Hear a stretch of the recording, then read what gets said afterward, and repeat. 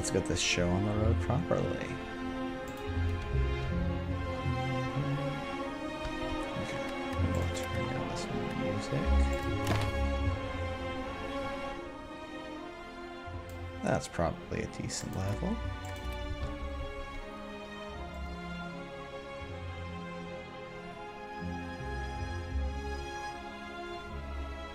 Now let's add one other thing, which is... I'll wait to see. Okay. What should I run? What should I run? I'm gonna run silent. I always run silent. I really enjoy silent, so we're just gonna play some silent as a sleepy night. Okay. 250 gold for 15 damage. It's actually pretty nice here. The other ones, choose a card.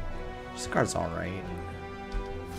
Max HP plus 6, but I think we're gonna take some damage hitting her with the shot. 1, 2, 3. Probably then fight the elite.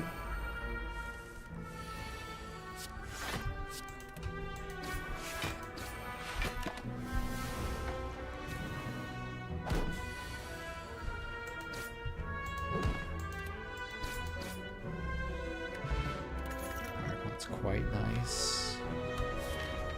I think I can skip all of these. Piercing Wail is obviously a good card, but it's a little early in the act for it. Slime Boss, probably want to try and save this Fire Pot for the Slime Boss. Take a little more damage.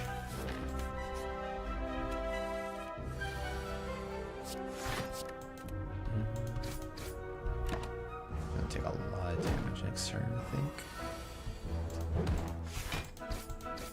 Oh, I would have taken less if I had done this differently. Oof.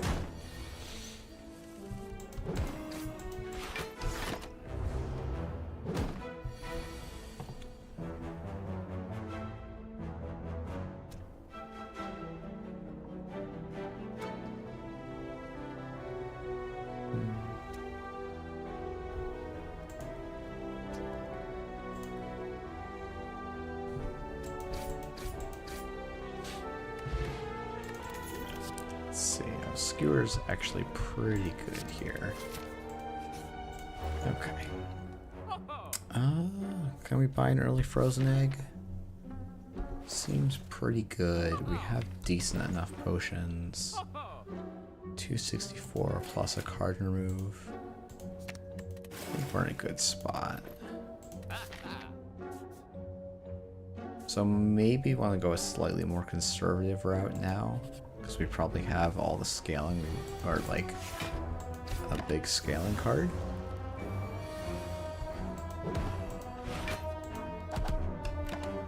And now we just go and push forward.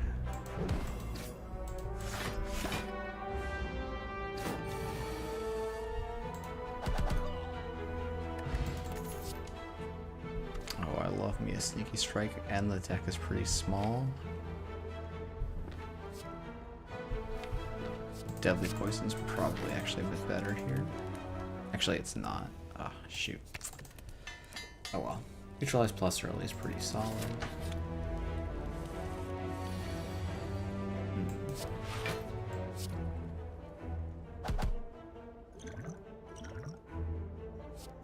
Yeah. That's... oof.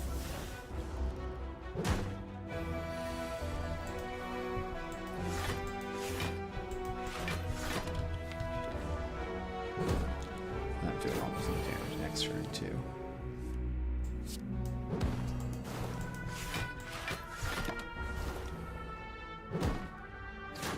Yikes.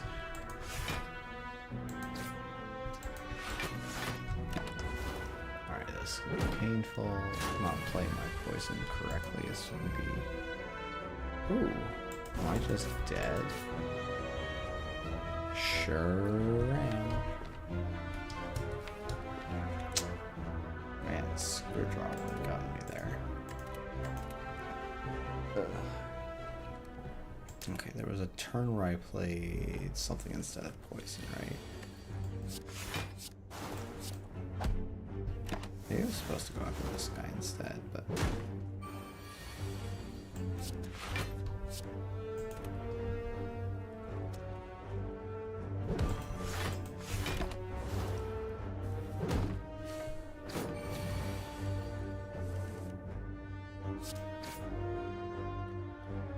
So he doesn't die until I hit him again.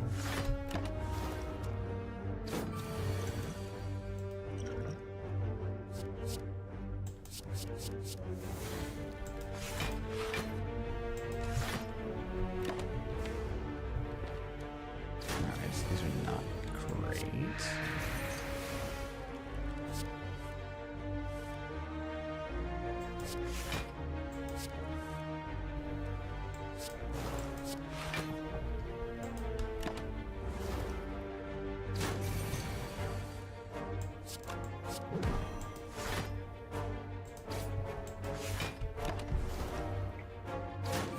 So I kind of have to kill here.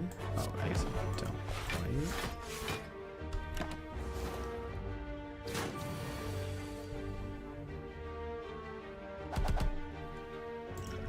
Yikes. Blade Advance just seems like I need some damage. I think I probably die to every boss here. Yeah.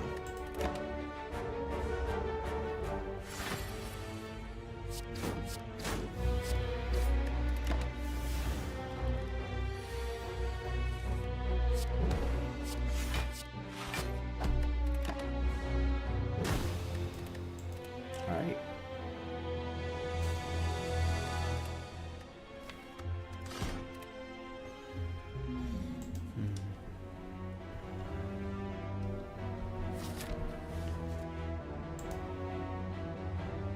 Ooh, interesting choices.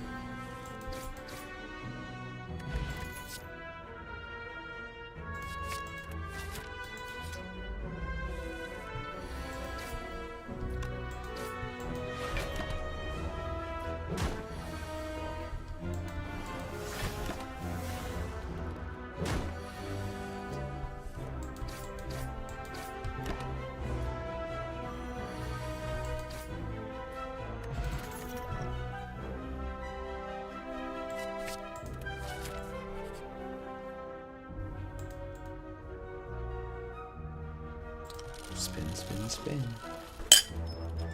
Ooh, relic. That's nice.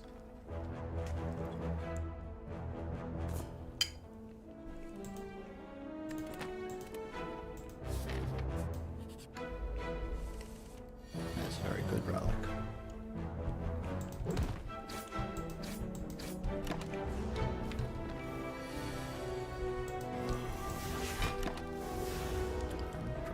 Hey, Augustus.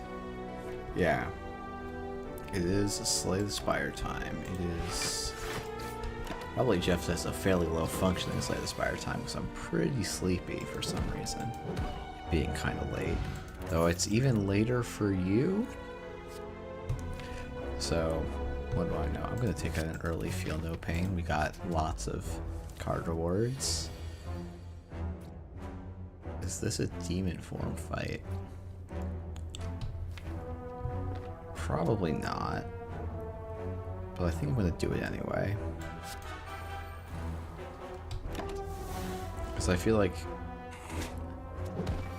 taking only a little bit less there is not that helpful.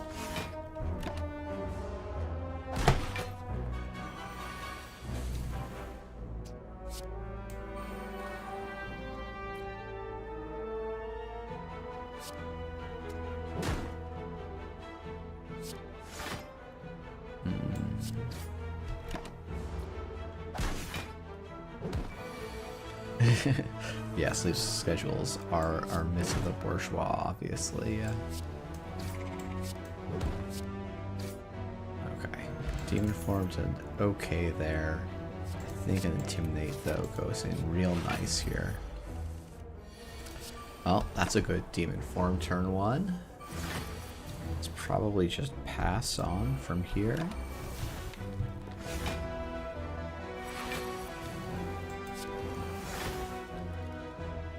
Yeah. I mean, just the longer I pass, the more damage I do, right? Oh, I could have hit there, though.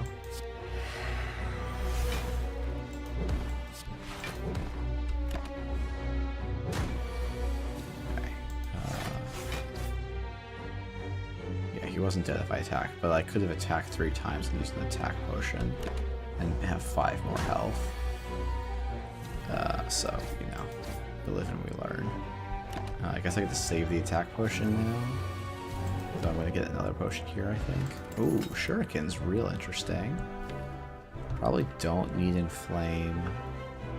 I could take Heavy Blade, just for some actual strength scaling in the deck.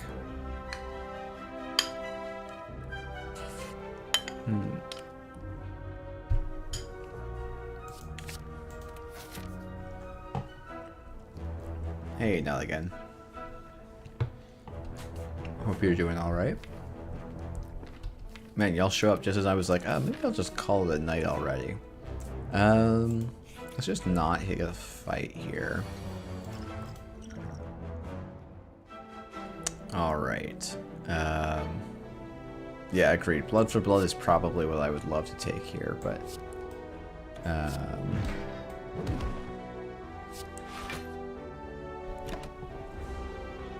Alright.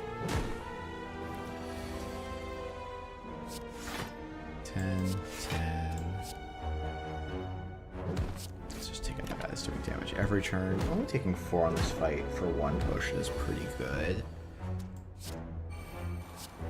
Though I think I just managed to guarantee... No, I don't take any more damage on... Or I don't take any more damage from that guy. So I'll just do this. I think I kill this guy most of the time.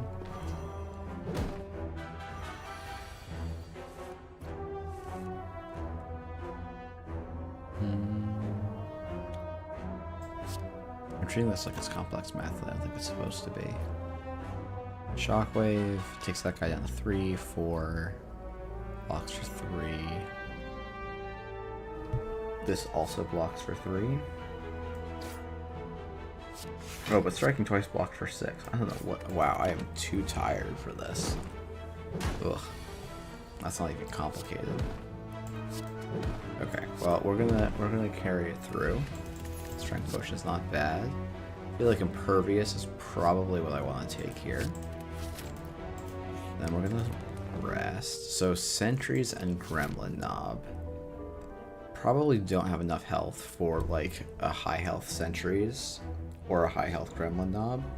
Sentries, yeah, we don't. Sentries we can maybe beat, actually. Because Feel No Pain becomes quite good against Sentries.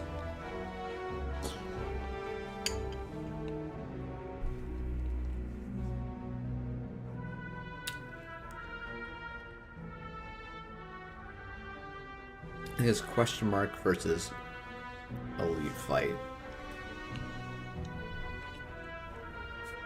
I think it's probably safe question mark just for safety. I guess we can take this Art of War. There is a permutation to this deck that, like,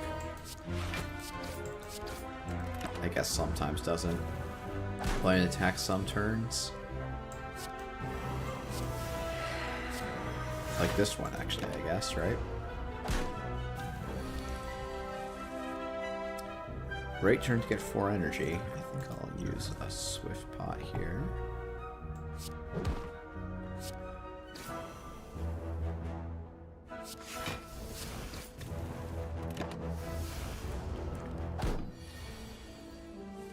And then bop, bop.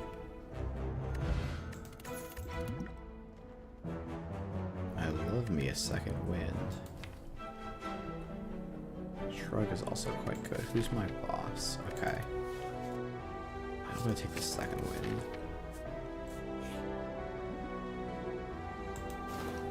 Oh, that's wonderful.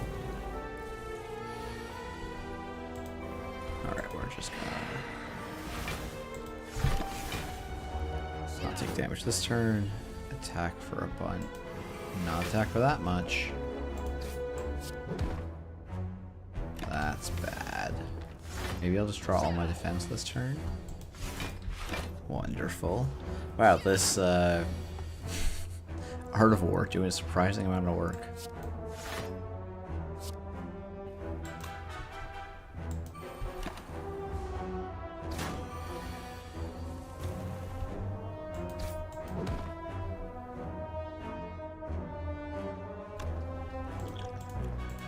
Let's do counting. Okay, another strength potion, a dark embrace. Okay.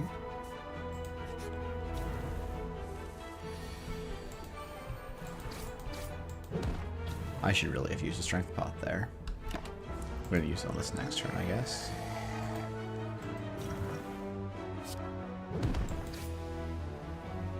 And I think... Ooh, I probably don't kill next turn, but I think I can probably live.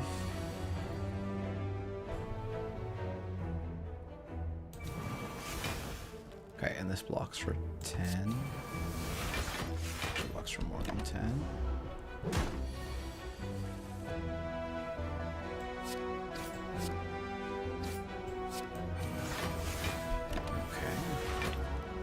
Any attack wins. Yeah, engine is definitely getting there. Do I go for limit break? Like demon form limit break feels a little bit silly.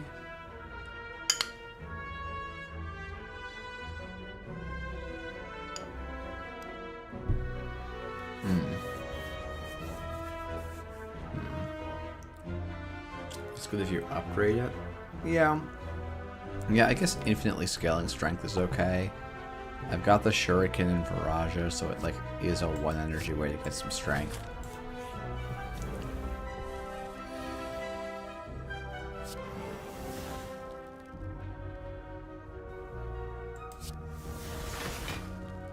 Oh, that's actually wonderful. I really didn't want to take damage that turn.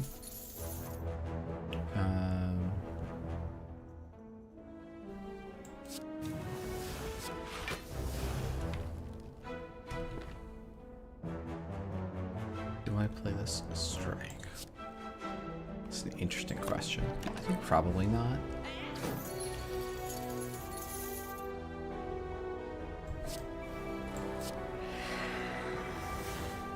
Oh, okay. I would say I think drawing there is bad, but then I drew a very good card, so it's fine.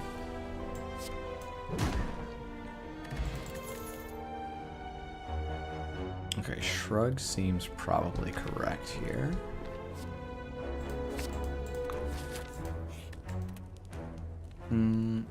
I think it's Dark Embrace, just to get this in play a little bit easier. I think 1 double on a limit break is probably good for now. I'm not gonna say no to turn 1. Oh, this is why I probably should have played a different thing. Probably should have played the Shockwave, but it's fine. We can win this fight on 5 HP. 6 HP. What am I even worried about? Do I want to wait a turn to split? No, I probably don't want the vulnerable.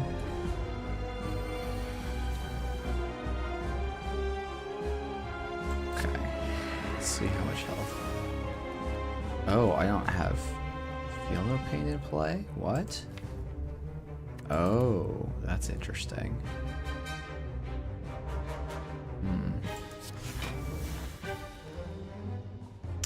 Probably plus 14 damage is enough.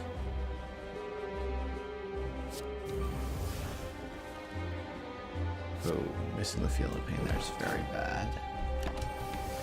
I might be dead. Actually, probably dead. 8. I am barely alive.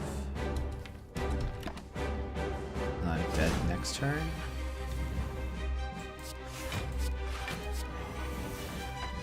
Yep.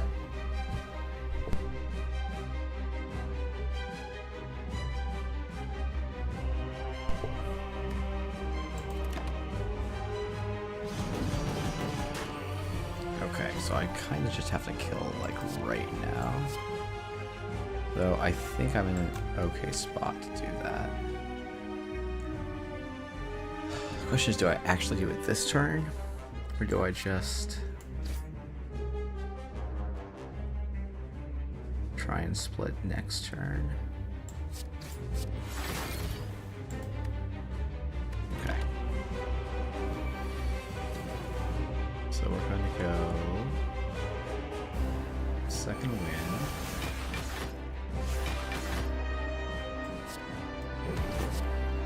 Okay. Whew. Made it. And this seems like Feed and Reaper is both a choice that makes it a little difficult. I think Reaper is probably the stronger one here because of how good our strength scaling is already. And then I have to step away for just a second.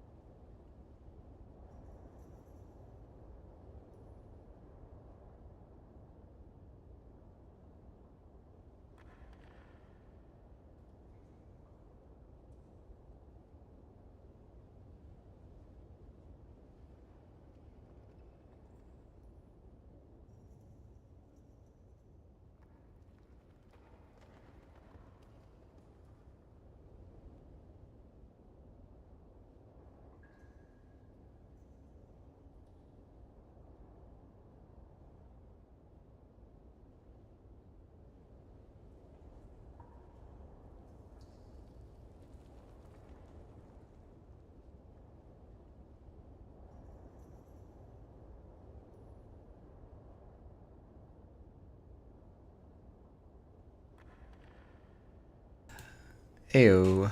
Apologies about that.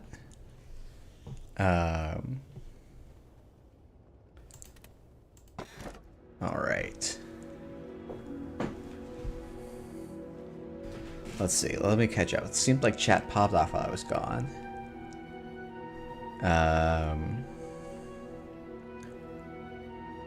Someone shouting out Eli, have a great performance. Who needs Rikoko? Yeah, Stargate does ruin people's hopes and dreams. Ooh, fun to do, I'll do some teaching stuff. I need to get back and try and teach my coworkers.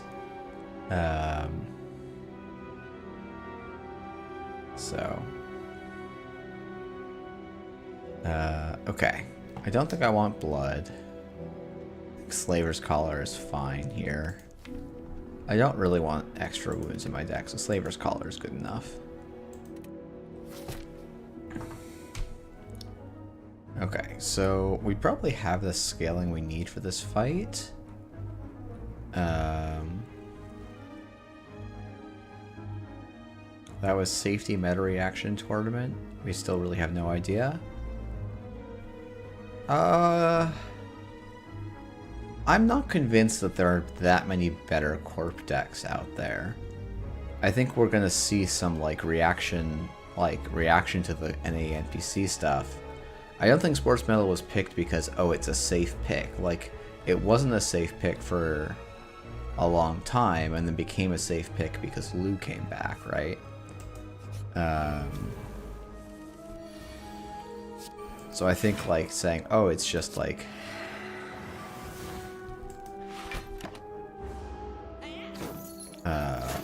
oh, everyone was playing it safe. I would not characterize the Fool deck as playing it safe.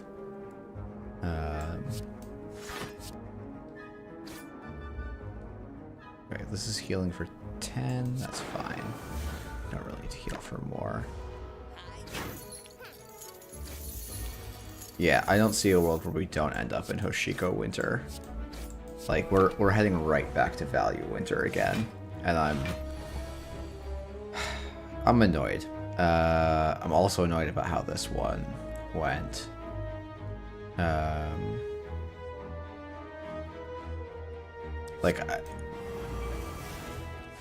Yeah, I've made no secret this isn't my favorite ban list of all time. This was not my favorite way this fight could have gone, but I guess we still have 300 something gold, so it's alright. We lived, we didn't take too much damage. I don't mind a Hemokinesis. Havoc seems good.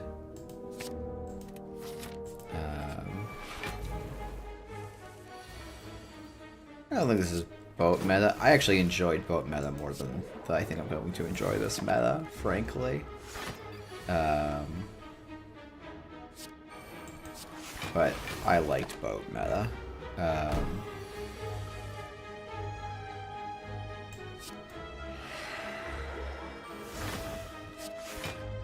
I thought there was some really skill expressive stuff on both sides.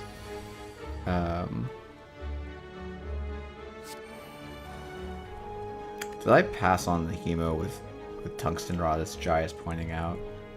Woof. I am definitely in the sleepy mode. Spire to go burr. Okay, so max I can heal here is 20. Yikes.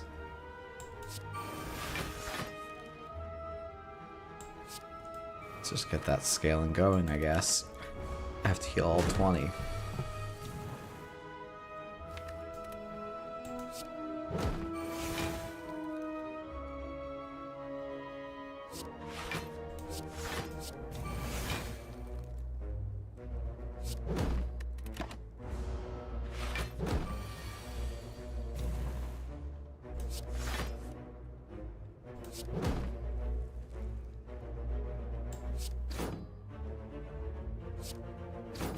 Alright, this is going to be brutal. I just really have to get the Cleric fight now.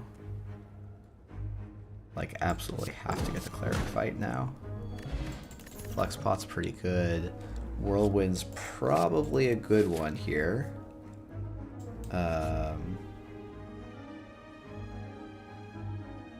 Yeah, let's remove a card from the deck.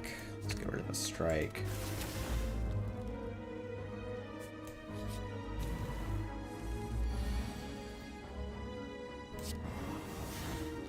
Probably actually want the extra energy.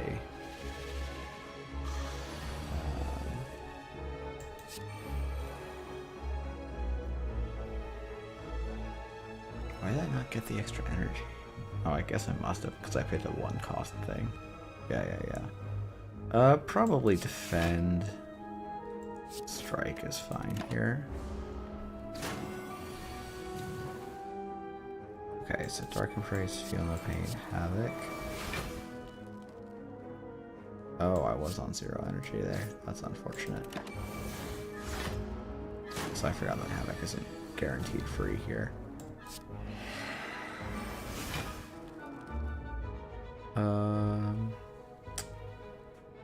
Reaper's healing for 6 right now. Oh, and Reaper's gonna miss the shuffle. Oh, that's really bad. Am I dead? Almost certainly.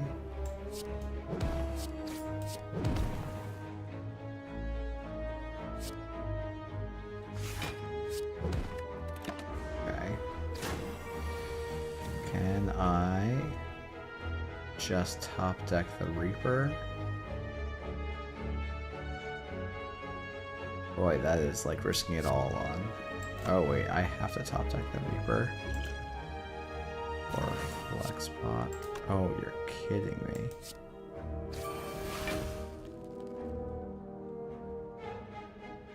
Oh no.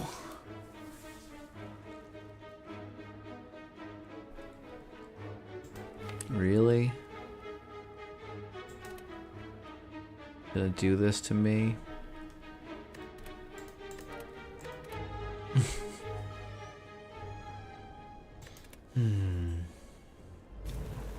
Let's see if I can actually make choices in this fight or not.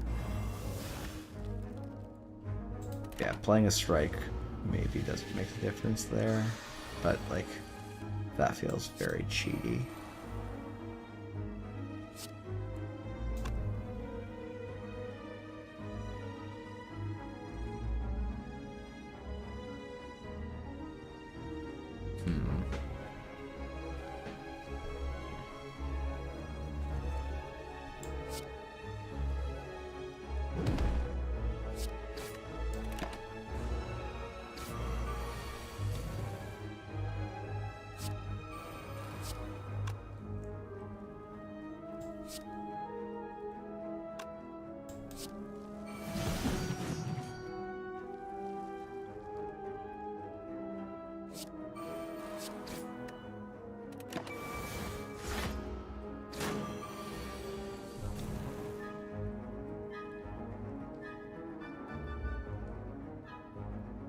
Okay, so I actually am supposed to just play this Reaper and save the Intimidate so it actually gets in my shuffle.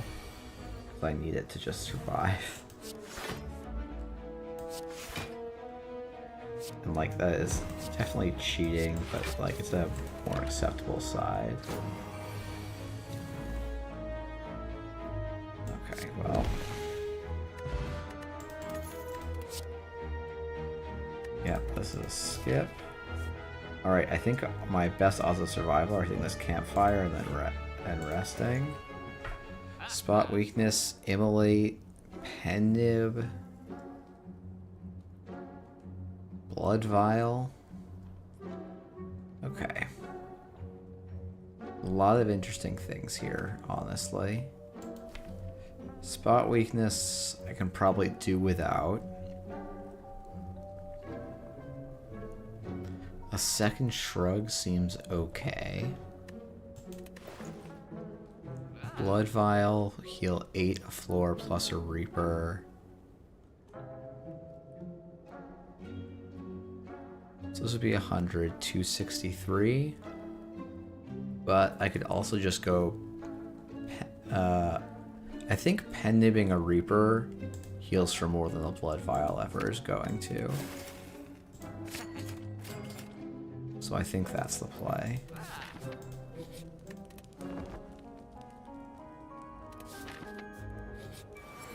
Oh, this is the elite. I actually didn't want, I think.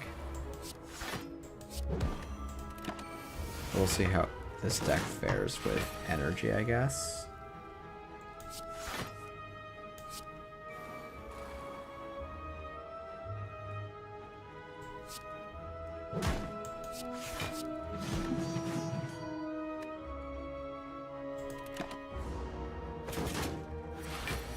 The answer so far is not inspiring.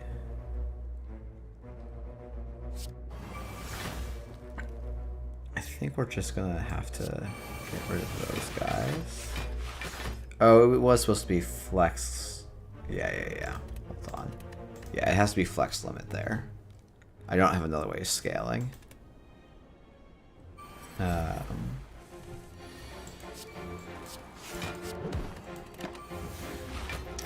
Oh, and 6 metallicized too.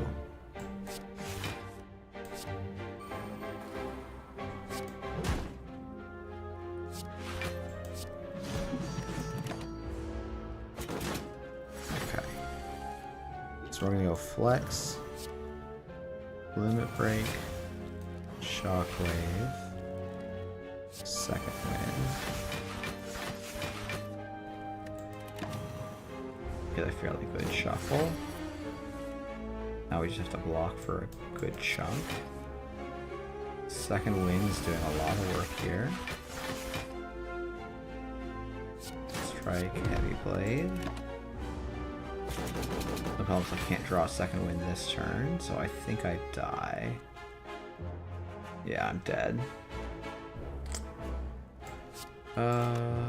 Maybe I'm just doing enough damage here. Wow, okay.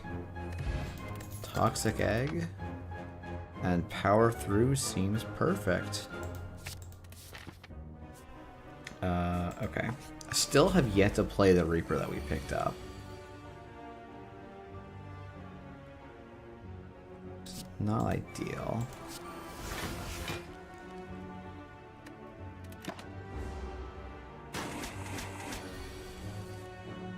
Okay, do I just play a 10 health Reaper here?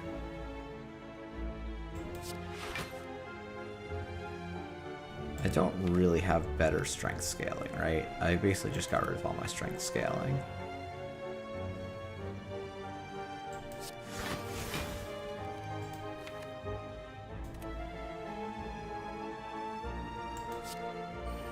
Okay, well, I got very lucky there.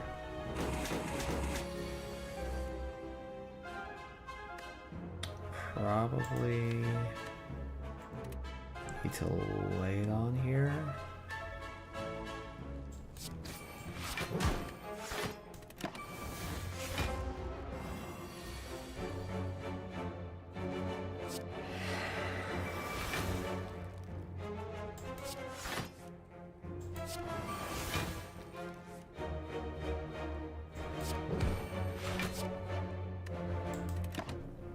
Taking 5. Oh, just about any block does this. Well, this is fantastic. This is block and card draw. Okay, so next turn I get the Reaper.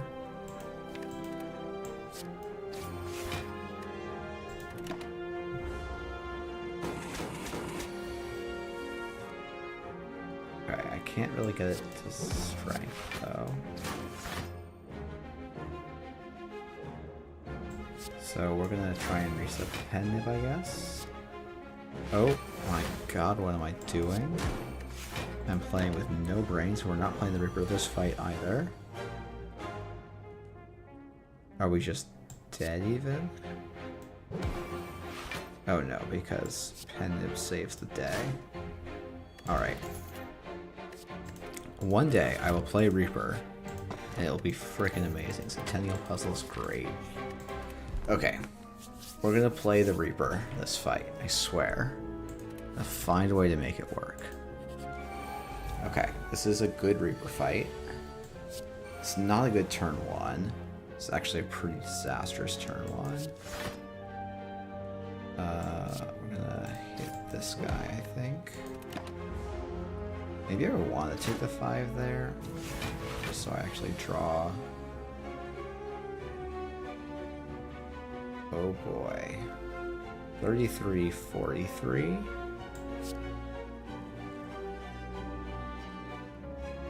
So this just barely keeps me alive.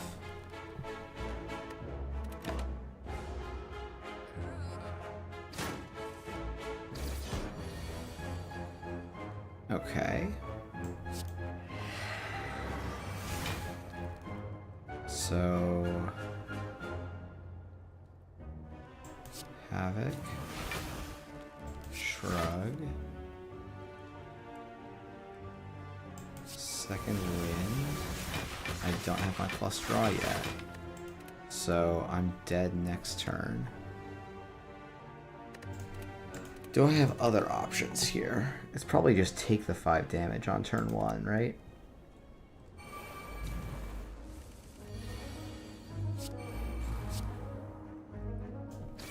Attack the... Oops. Attack the gremlin's actually attacking. So now I can probably just kill this guy.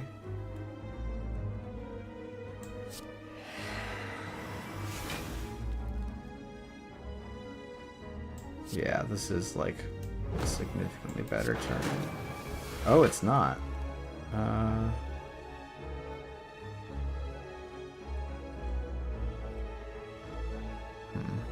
Okay, hold on. We're gonna do the math. I thought I had the kill on the little gremlin boy there, so we're gonna redo the math on that one just to make sure it works. Oh, actually, this is slightly better. I take 1 less damage, amusingly, by hitting him more times.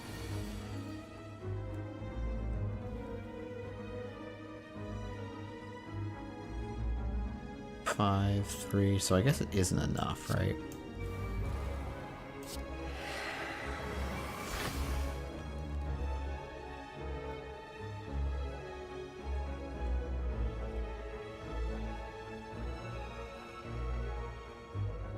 So 7, 9.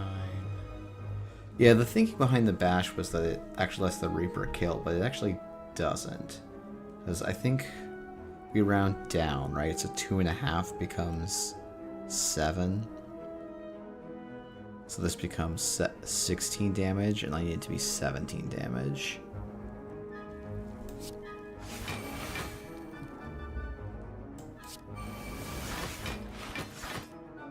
Well, one day we will play Reaper form. It's not this turn, though. Now I have to do 26 damage to the left guy. I guess I don't. That's funny. There's my whirlwind. A little late.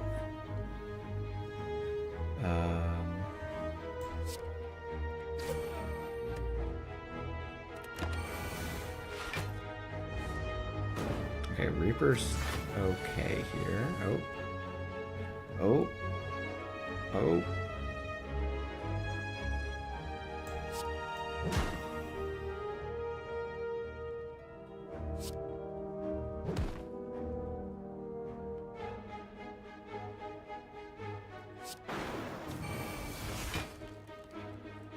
That's tragic. Okay, well, this is the last reset of this fight, and then we'll. This feels like it should be a winnable fight.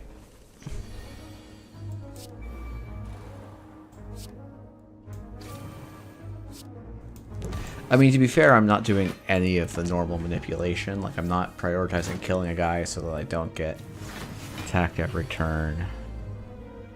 So, I am bringing this on myself a little bit, right?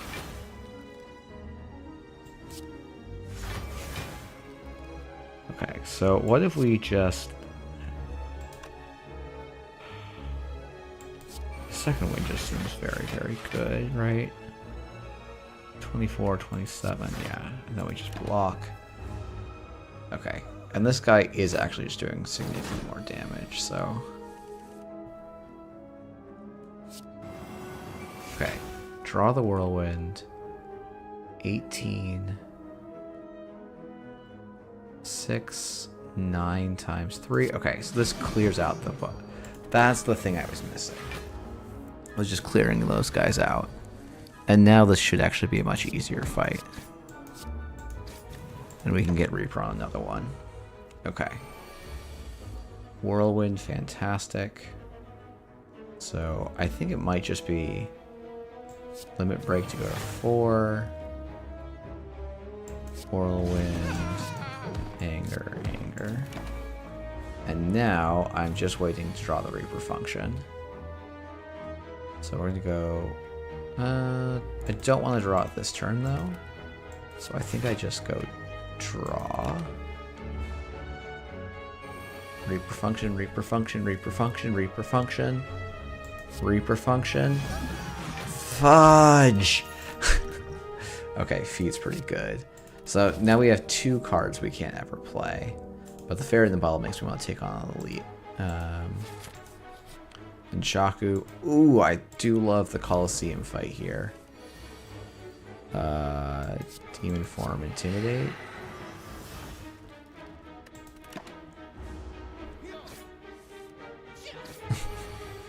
Draw the Reaper function, spoken like a PE enjoyer. Oh boy. I would say that's slander. Do I second wind here? Do I Reaper?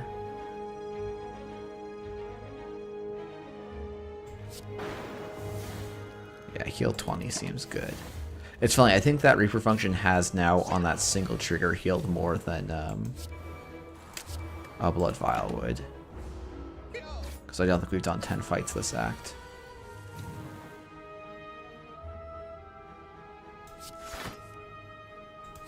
Power through. Limit Break. Havoc. Get the kill. Okay. Power through, second wind.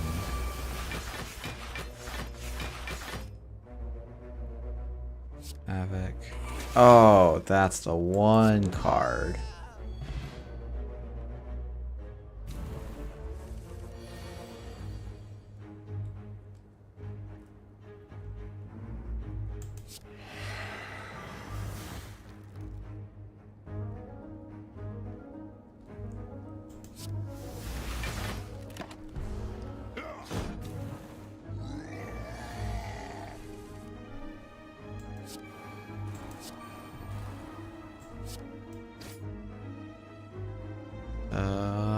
Can I wait on this Reaper? Yeah, I'm gonna wait till after the Fairy in the Bottle procs. Okay, so this is gonna be Shockwave. I don't die to that, so I can just...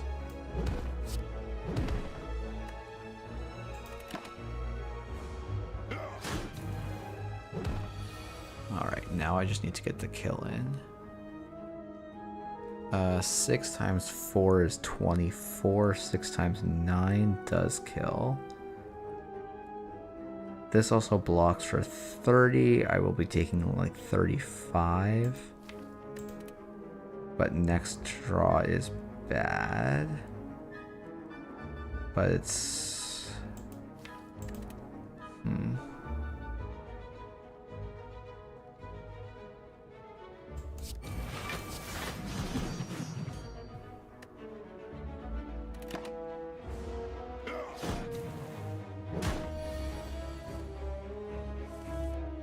Okay, this Reaper's not terrible here. I'd love to draw an attack. So I had to bash Reaper there, I guess, because my deck decided to absolutely screw me over. If I had drawn an attack, I could have done a big Reaper. Well, I think I still win. Maybe I don't. So this is... Oh. Yeah, you're right. Okay, I do win. This seems like a good blood for blood deck. Oh, and here we go again. So I probably will drink this immediately.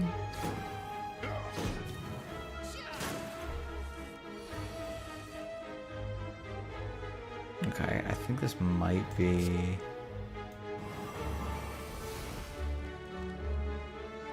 Do I just go right into the impervious?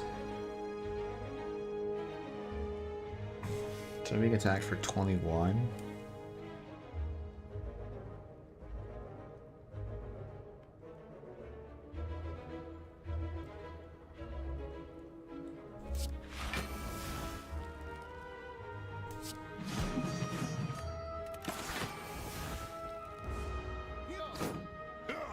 So what I really want to do is get my demon form off of this havoc. Fantastic. I can speak some good things into existence. Shrug. Power through.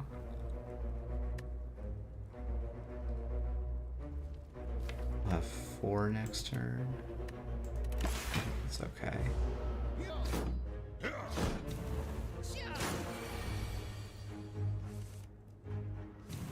Okay. Limit break. Second wave.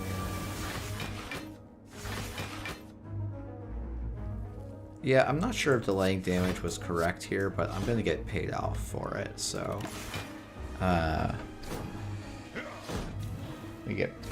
gonna be in an okay spot.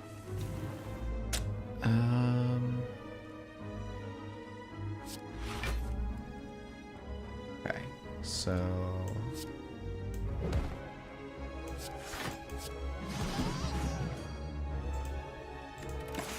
please just draw the Reaper. Let's draw the Reaper function. Let's draw the Reaper function.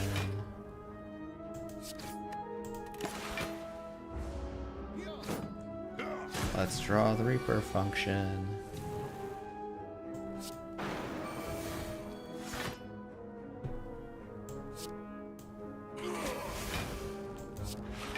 Alright, Reaper function is all there. Yeah, I mean, it worked out because we Havoc the,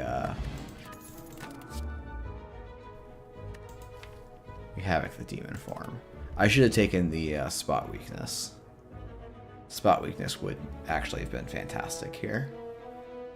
These are all skips, I think. Drop kick's not unreasonable here, I guess.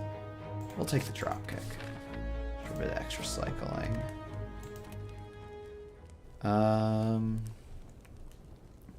I don't think it's the limit break.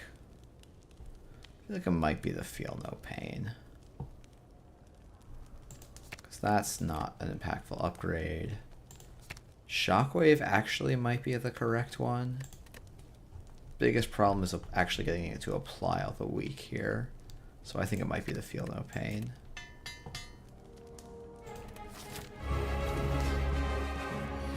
Okay, I really wanted Demon Form in my opening hand.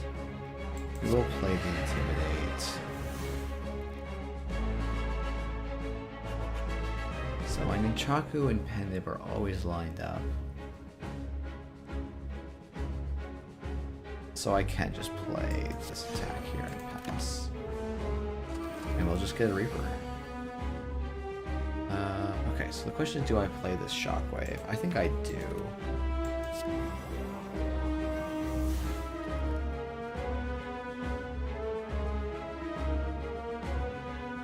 These 4 blocks. I could now... I could strike and then Whirlwind Anger to get a strength. I think that's probably actually correct. Oh, even better. Oh, so I could have done the Whirlwind as my boosted attack there. Are you gonna take my... Oh, Impervious. That one I wanted, though.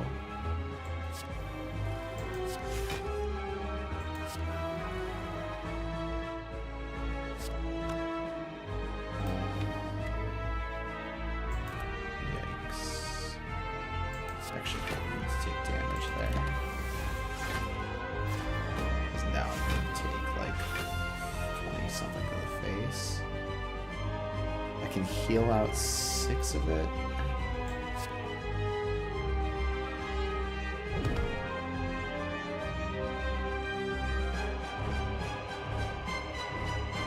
I guess guess I could bash feed on the right. It ruins my Reaper functions though.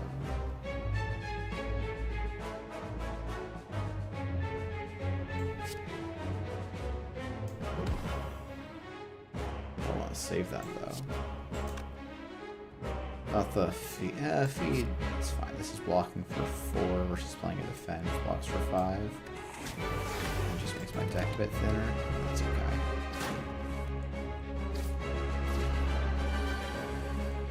I really would love a feed fire here. Okay, so I want to set this guy up so that I can kill him with basically any card I draw. That seems like a good way to do it. Shrug. Anger.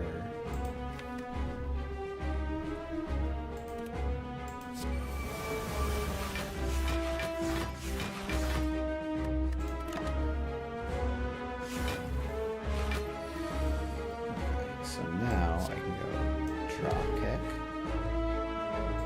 Anger.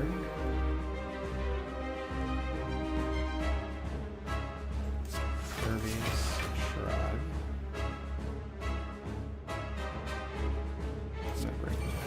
Fine here.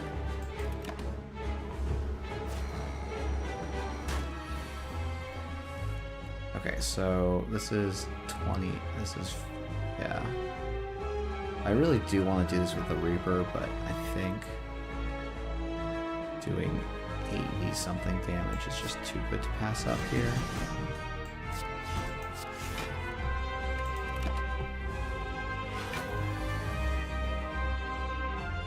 Alright, that's all she wrote. Right? So this only does... Holy shit, that draw. Oh.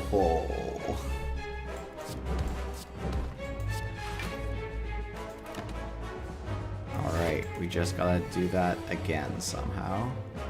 Okay, well, yeah, that's it. Oh my goodness, that's so close. That's so freaking close. I feel like that's gotta be something we can deal with. Yeah, I mean this is where I learned that I'm very bad at this game. Okay.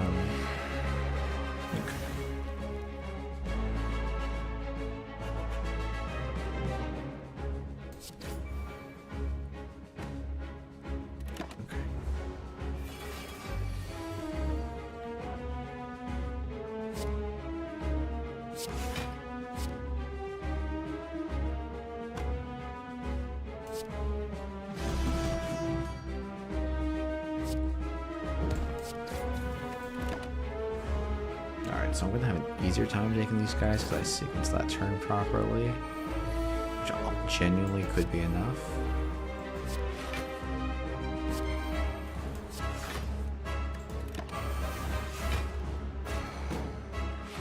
And maybe I can get the dash off on this big guy here. I guess I can't really.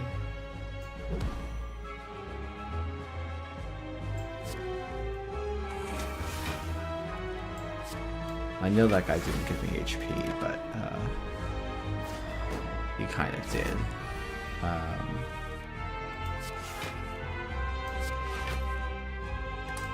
Rip. Oh, this is like if not firing the Centennial Puzzle yet.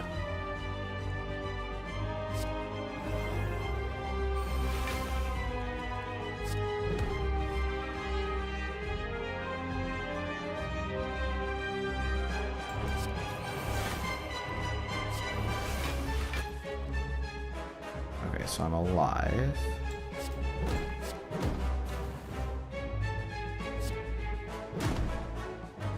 Barely. This sets up a Reaper that I still have.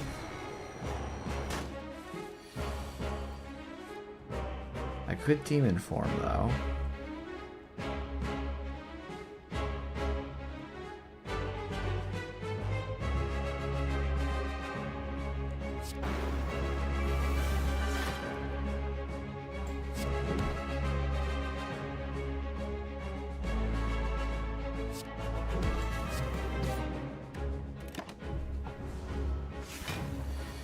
I just have to somehow draw magically. Yeah, that's exactly the amount of health I die to. Tragedy. Yeah, and it had a lot of blocks still back there, but okay. Oh! Tungsten rod! Oh, goodness me.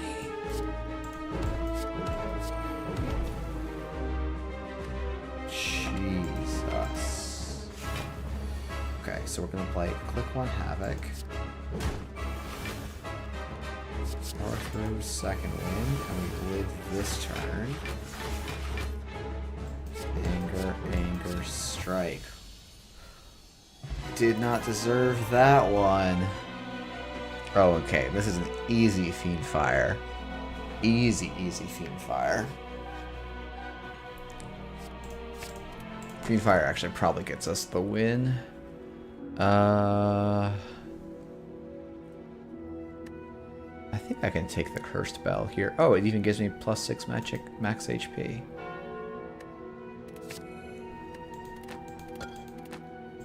Okay, that's actually... Peace Pipe seems pretty good here. Probably want to try and hit the rest site. So I get... Oh, I have Winged Boot, so I really don't need to super worry about my path. I think I'll probably start this way and then make calls from there.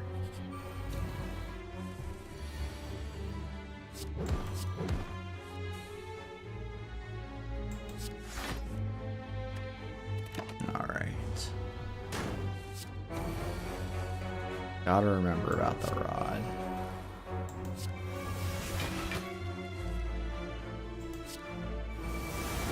That's honestly okay.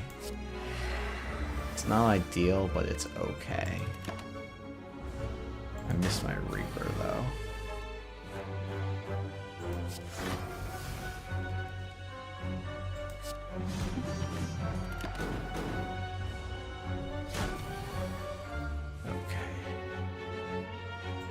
Reaper. Oh, let's go. I'll just bash him out. Snack Oil's okay. It's actually pretty solid here. I might take a second power through. Don't want to lose 640 gold, no.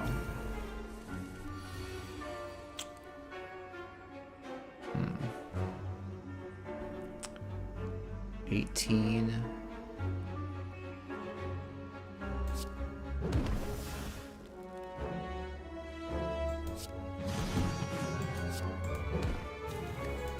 Okay, taking 11.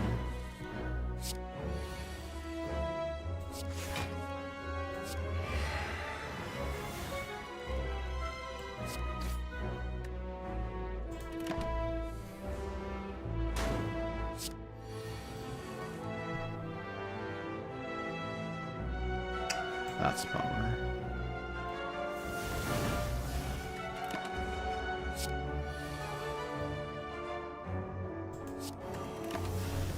Okay, so I just want to get a big Reaper off on this guy. So I can probably like just get my strength scaling all the way around, because I don't think he can realistically damage me.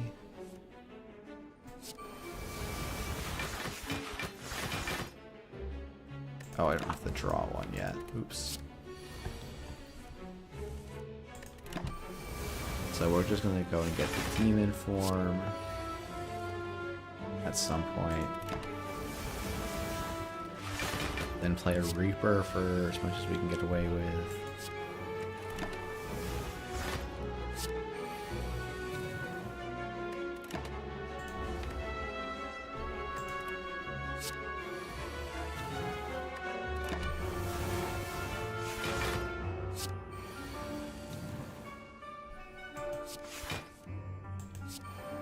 Wait. Lol. Alright, I think they're both in this hand. So I get to go Reaper for 16, seems pretty good. And then Feed for 22. Could take the Sentinel. Could take the Thunderclap. I'm gonna try taking the Thunderclap and see. Okay, so Sundial seems quite interesting. Sundial seems quite interesting. Could we do a Brimstone? Is this a Brimstone deck? Can we beat the Heart in 4 turns? I think all signs point to no. Though Brimstone Lizardtail sometimes beats the Heart. But, like, can I get this deck down to, like, 6 cards? Like, I think it's plausible. I have to get a very good Fiendfire. So if I take this Lizardtail, I don't get to do a card remove. Wow, that gold went less far than I thought it would. I think Havoc Plus is good enough for this deck. Remove a strike. Could I take a Purity? Actually, I think we could. Well, I think the rest of these we don't need.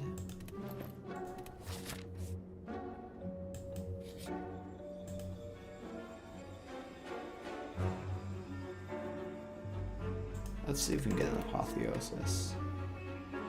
Impatience seems... Oh, Dark Shackles actually seems pretty solid. Deep Breath is actually great with Sundial.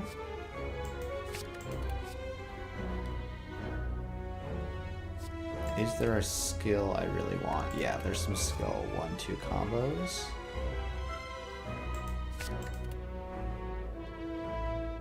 Weak to all enemies. I think Dark Shackles is better here. Do I want a card remove? I could go card remove, card remove. Elite. Wait, if I go card remove, card remove, elite. Seems okay.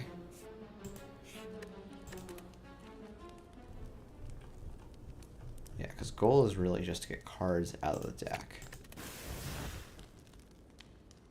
I don't quite have the stuff to go infinite, I guess. But I feel like we can get there.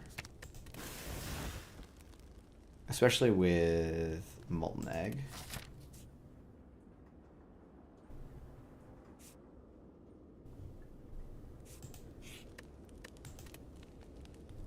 I think I'm doing one too many bounces for what I calculated, but that's alright.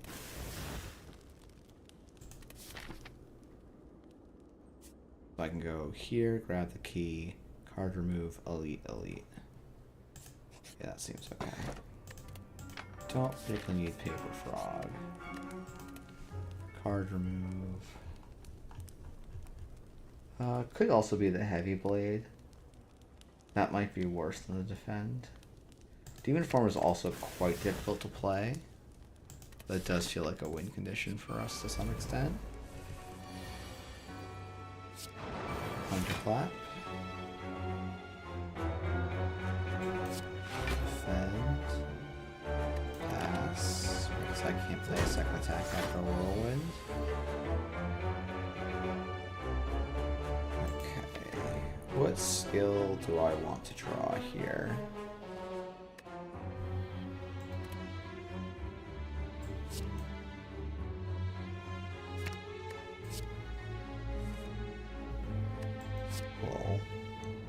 Let's just do that all over again, I guess.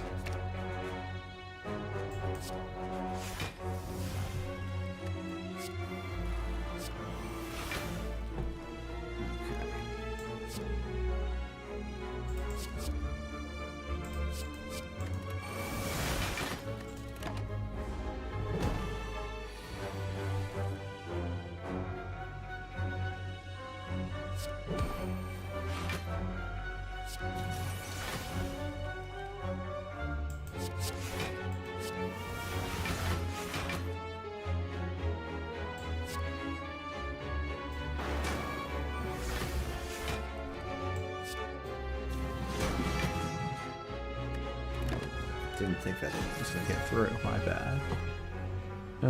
Okay. It's Dark Embrace Feed. Havoc, let's get something good. That's good enough.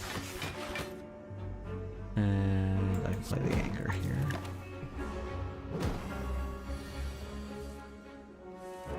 Oh, I have a Thunderclap, okay.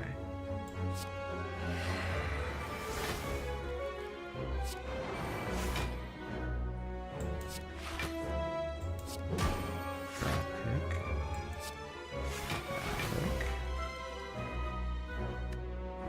Pass. Okay, deck's down to 15.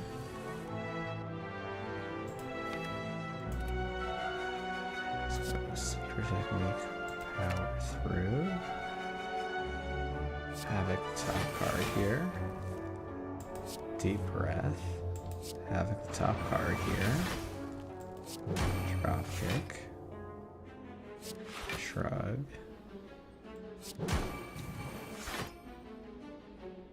And 13 times 4 is 52. Is not really enough.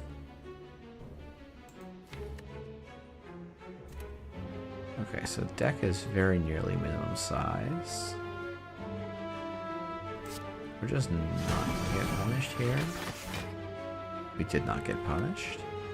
I think feed is gone, right? Yeah, that's unfortunate, but so it goes.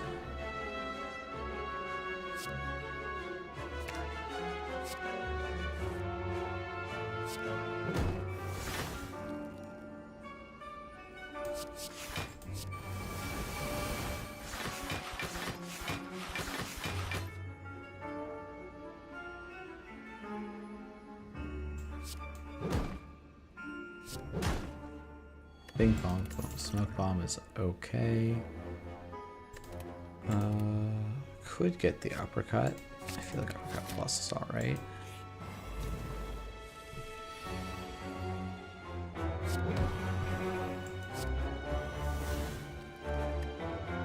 Guess I'll take a 9 here.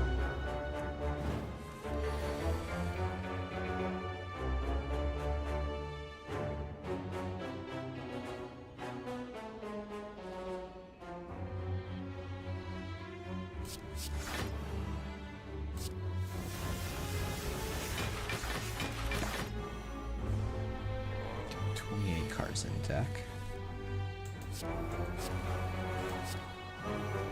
Okay, that's a pretty good turn. Get all powers in play.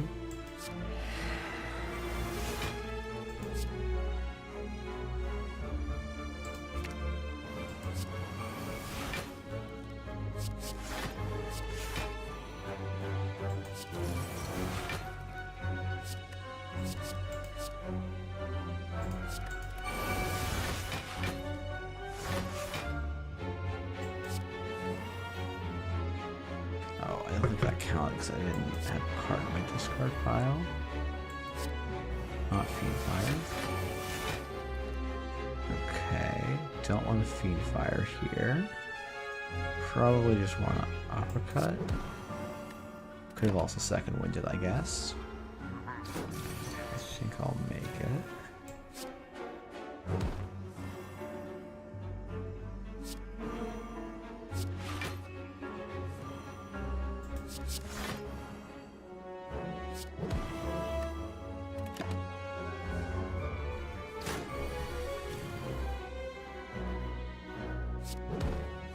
Alright.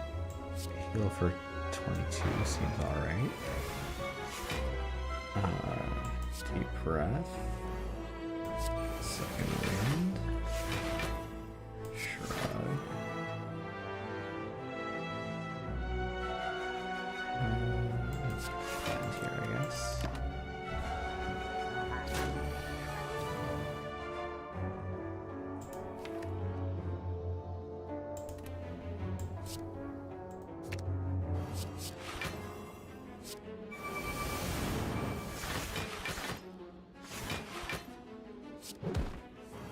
Drop kick.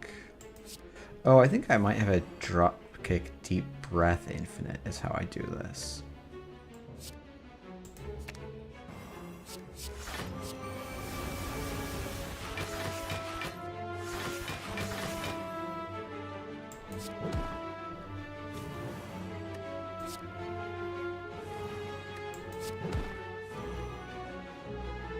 Okay, yeah, I'm pretty sure I have it.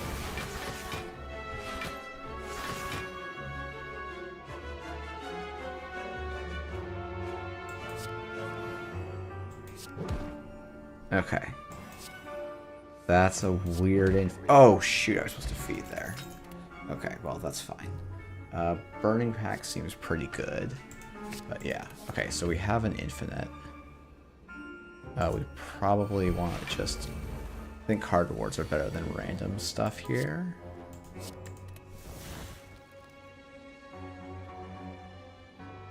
So if I can avoid taking any damage, it's better than playing this Reaper form. Okay.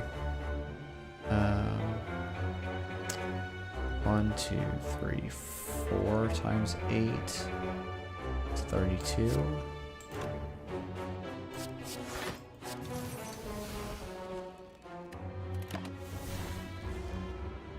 Yeah, so I was not very good at setting up Ironclad Infinites, and then I just watched someone much better than me, like just consistently set them up. And it's just like, it's an impressive little, it's like a little skill. A lot of it is like learning just like, oh, Fiend Fire, like on its own just gets you there so often.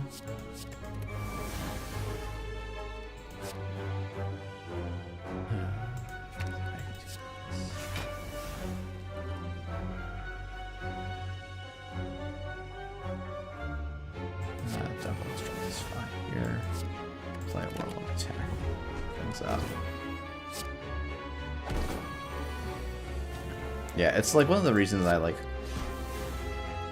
Wow, that was a good hit. I often go for the discard decks in Silent is because they have such a they're the one way to really go infinite. But I don't think they're... Silent, I think, is the...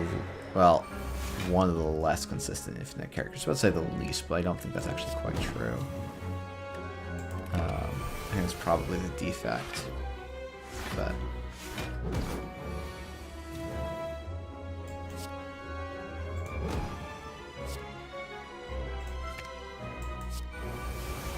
Oh, oops. Pull this off from energy.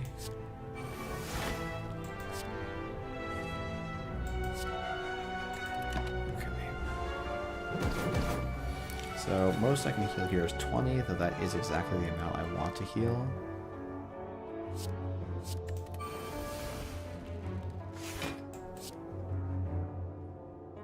That is too much damage. So it is actually a second win.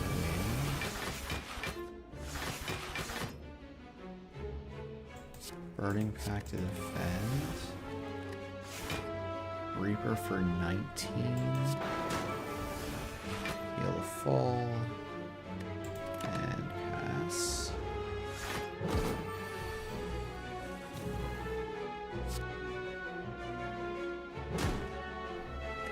Got Bio in the right place. I think we can get rid of the smoke bomb because I can't use it in any more fights. Seeing red's probably fine here. It's just a plus energy most of the time. Okay.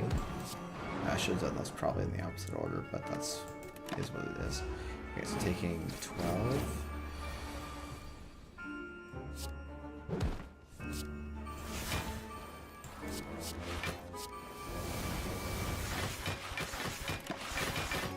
Okay. The biggest thing is to remember to not use the Reaper function on the intangible turns here, I think, but otherwise this fight's probably in a good spot.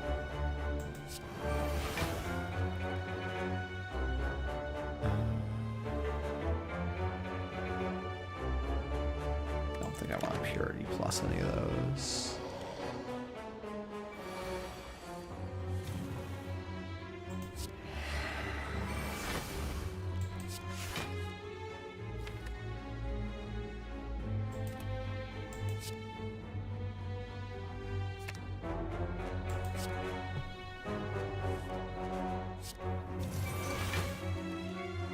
Yeah, that should be okay.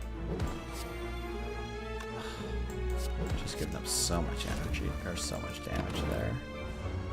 So that's fine, we'll just get a Reaper off and it will be fine. Okay, so this is probably... Blood Pact. Fury. Limit Break. Got it.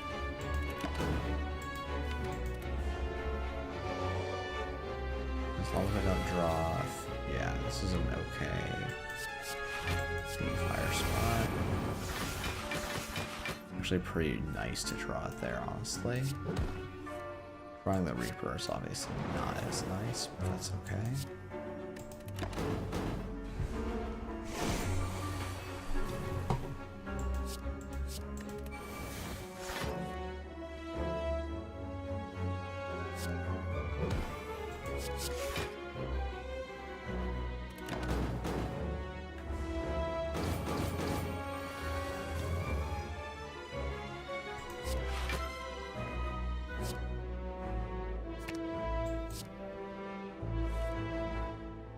This is just a fast way to get to the Reaper.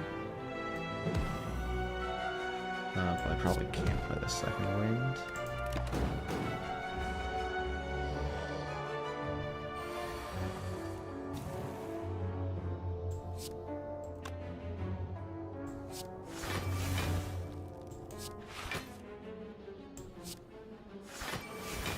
Oh, come on, Reaper.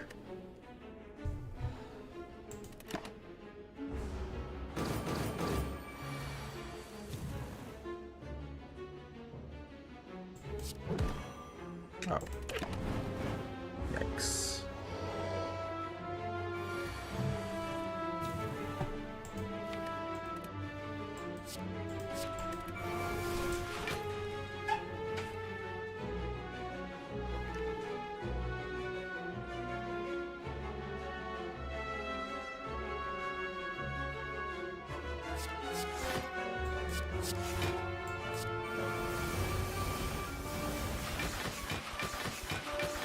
Draw the Reaper function.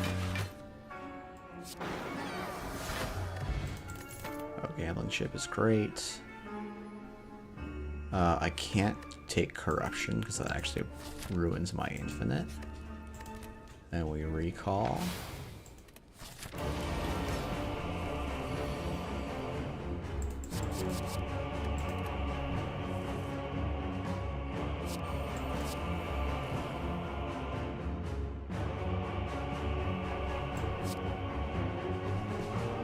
Yeah, we can't take Corruption Jai because our Infinite right now is based on Deep Breath and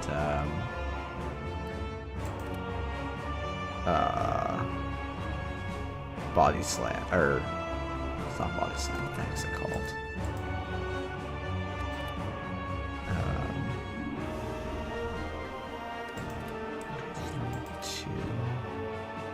Do I just take Impervious here?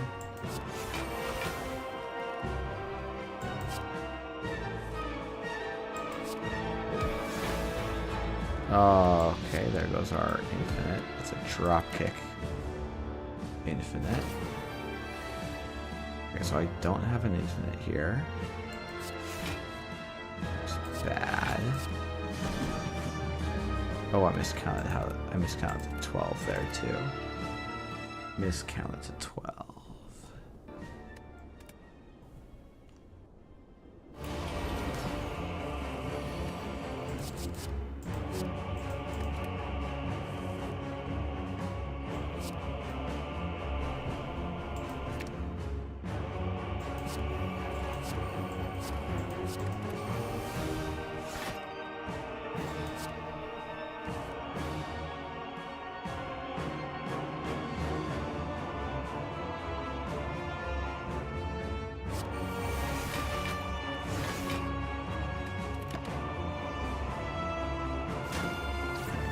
Six cards, or significantly less than 6 cards.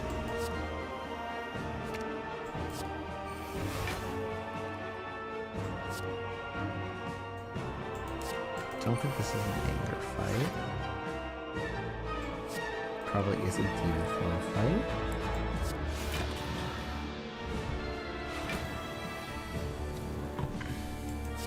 Shrug. Havoc.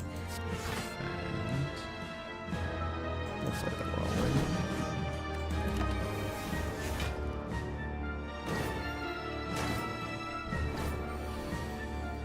Okay, this is probably just a kill them all in one turn fight. I guess I didn't lose the drop kick this time, which does help.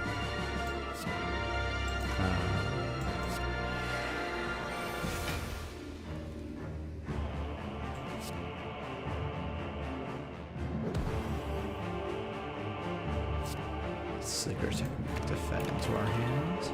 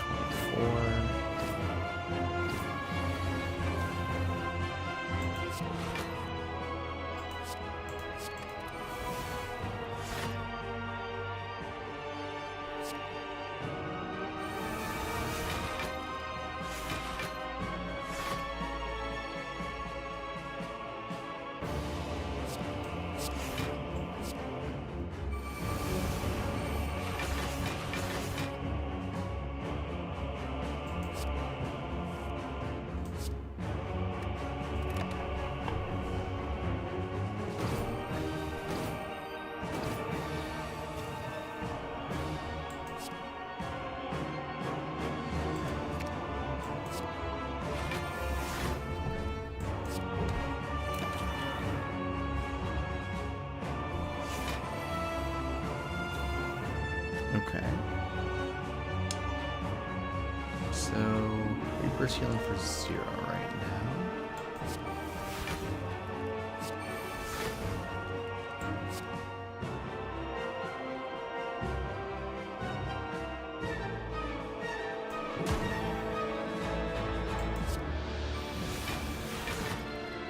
It's not really how I wanted that one to go. This is okay.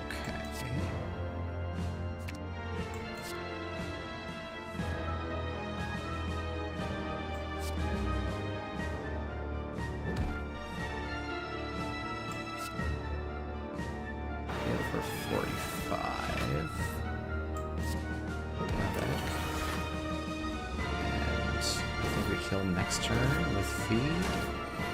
So, like, this fight obviously can get ugly. But I think we're probably in the clear.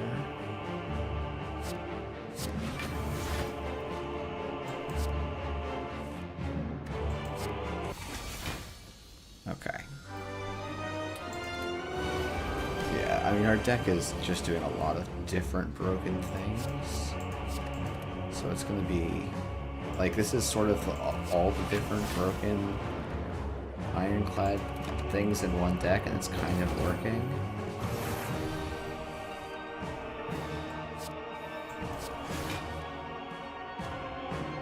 I think we can probably cycle all this hand. That's pretty reasonable, cycle oil.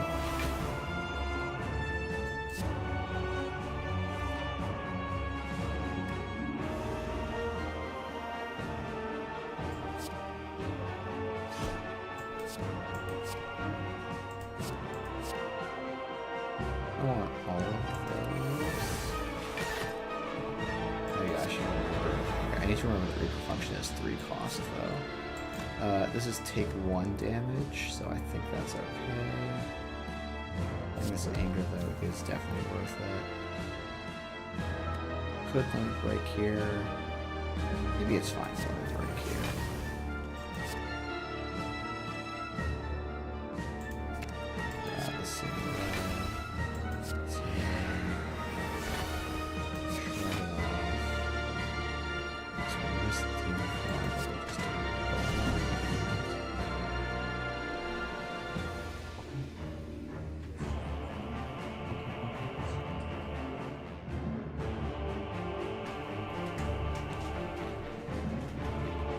Princess, come here. Princess, come here.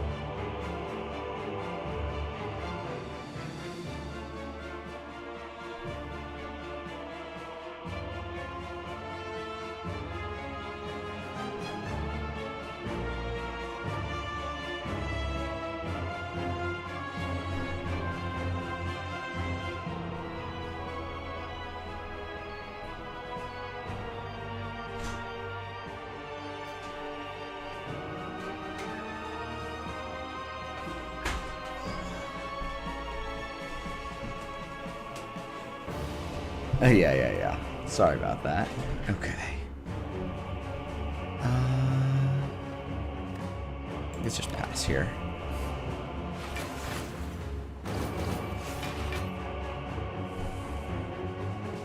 I guess I could have Fiend Fired that hand, but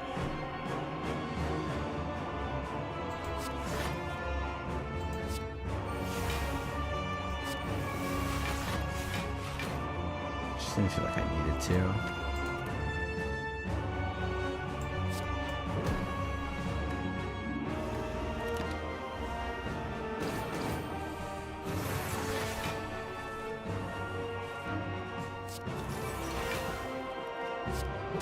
Oh.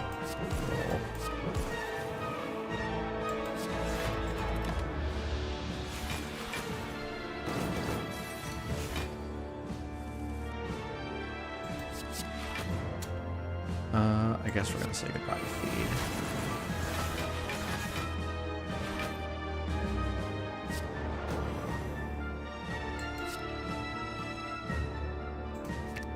Oh, Deep Breath costing 1, kills for combo. But I don't think that matters quite so much anymore. Like, deck has just gone absolutely bonkers.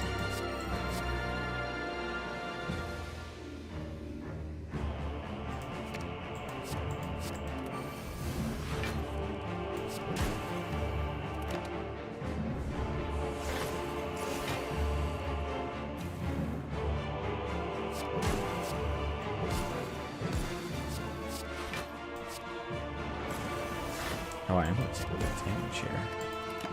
Okay, so I might need to reperform after all. I guess I don't, but a Reaper function, jeez. Okay, so we do want to set things up. So, deep breath just to get a charge on Sundial. Then blood for blood.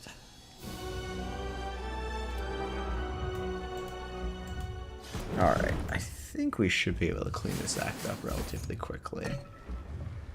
We'll find out. A backpack would actually be the thing I want the most. Okay, so is that a remove or is there an upgrade that looks particularly good here? Don't think there's an upgrade that looks that good. So I think it might be a card remove. Can I get rid of Bash? I have Uppercut and Thunderclap. I think I want the Bat and the Shockwave.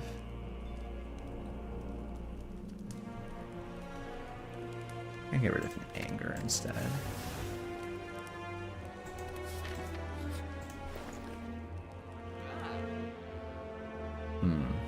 Pommel Strike gives me another way to infinite. And then Master Strategy is 274. I think I want Master Strategy Pommel Strike just to have multiple. And now I could have taken a Corruption, but that's fine. And what I really want here is the thing that gives you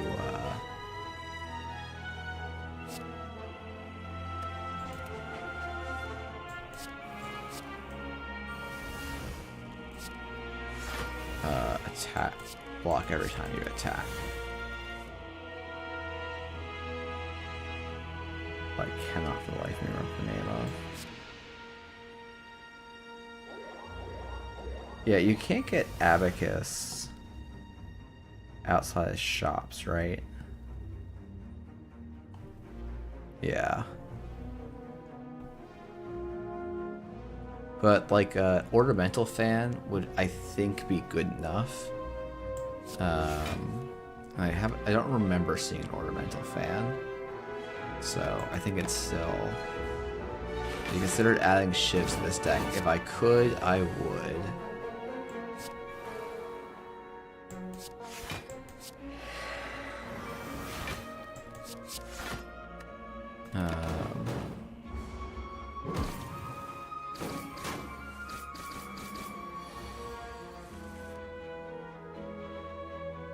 I really, really would.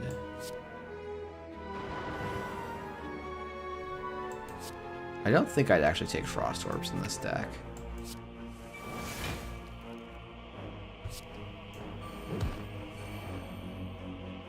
Okay, do I want to just Reaper now?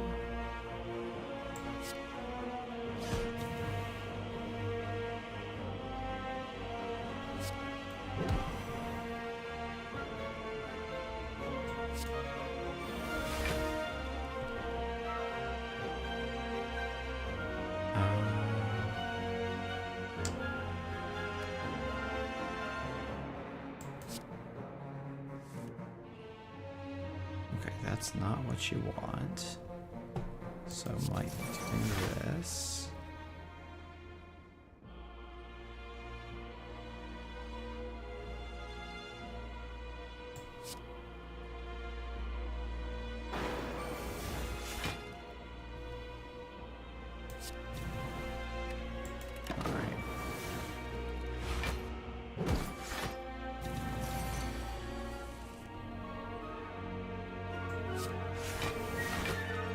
Deck is actually silly broken.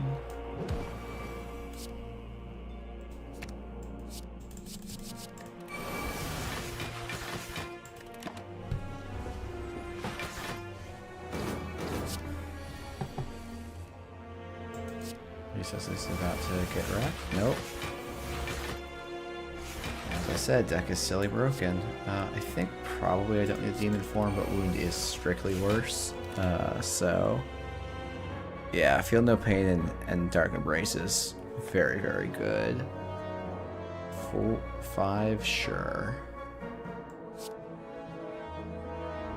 So I think I go Limit Break, Pommel. Nope.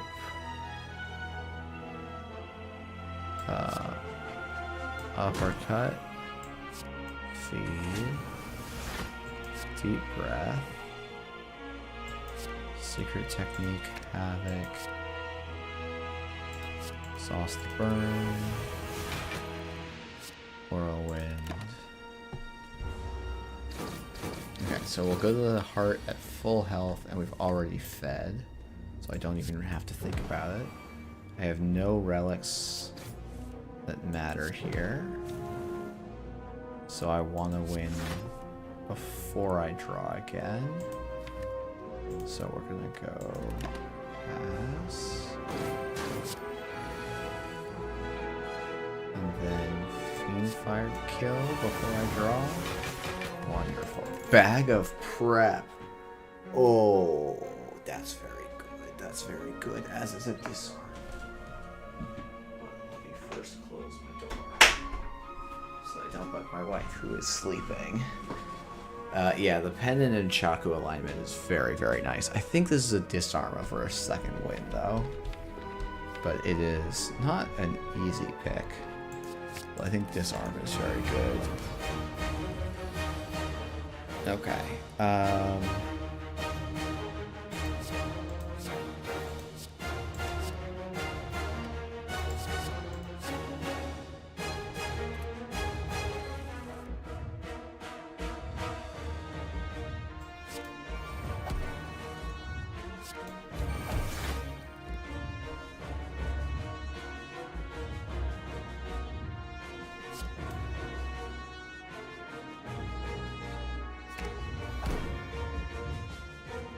Oh, that was wrong. I thought I had the power in play already.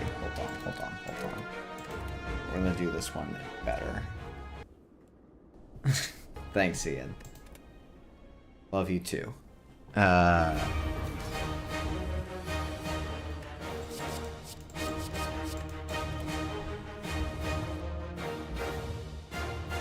Okay, so yeah, this is Feel No Pain, Disarm, Secret Technique for Master Strategy.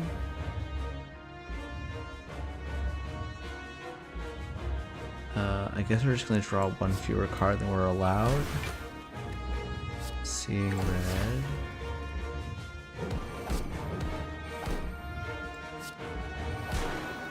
Oh, that's really bad, actually.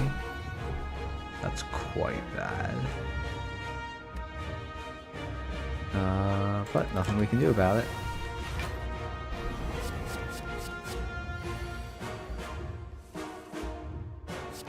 Whoa, I thought you were guaranteed to draw those.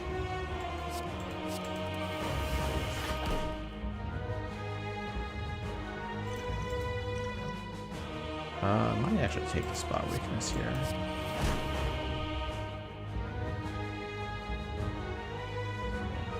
This actually blocks for more than the defend does. Oh, that's a great time to draw the void.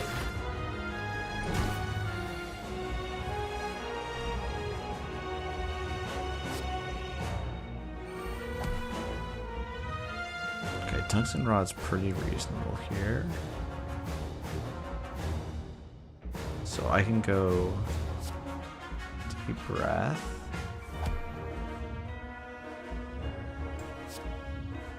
Uppercut. Fiendfire.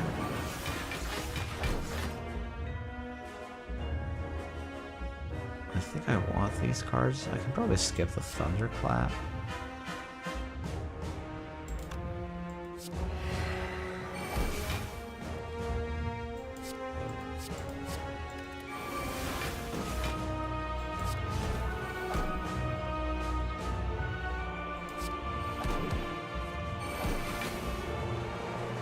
Okay, so now my infinite is Pommel Strike into Deep Breath.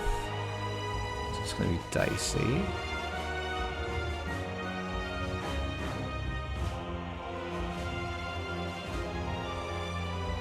Let's just get the strength going.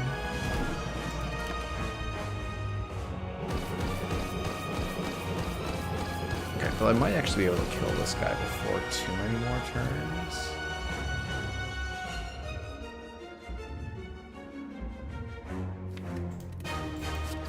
And I have the shackles. I just need to draw them.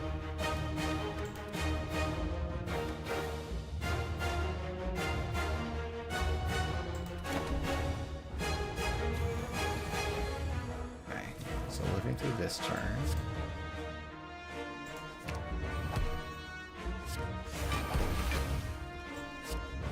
That's very, very, very, very, very, very bad.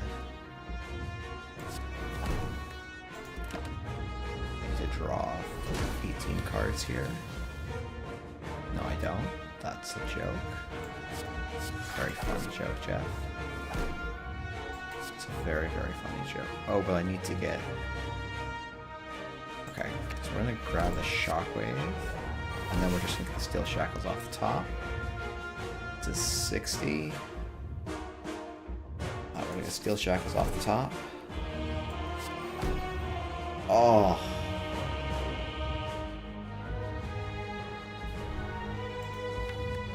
I mean, it was like a 1 in 10.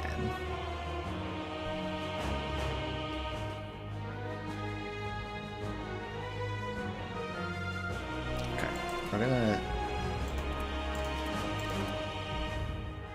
gonna cheat. Because this is what I do. Was it better to pull? Yes, Nick, you're right. It was totally better to pull the second win there. Absolutely. It was 100% better to pull the second win there.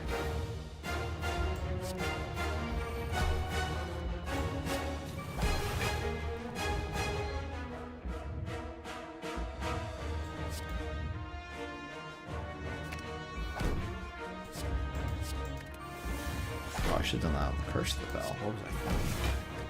I wasn't. That's really what the answer is. Yeah, this is the bad Reaper function, but that's okay.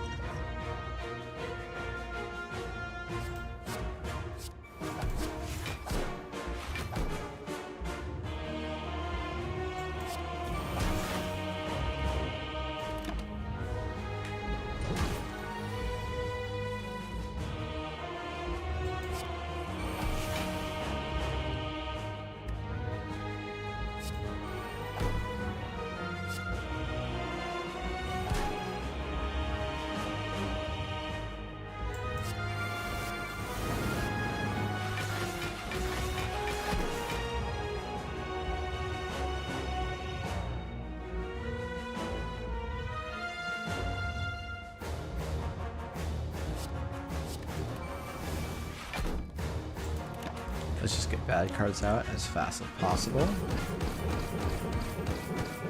Down to 22 to 23.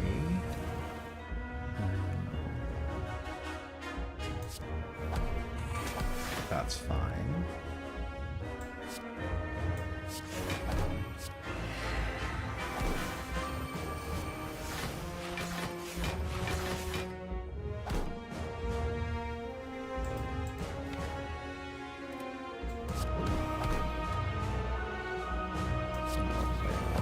Here just to get the pen nib up.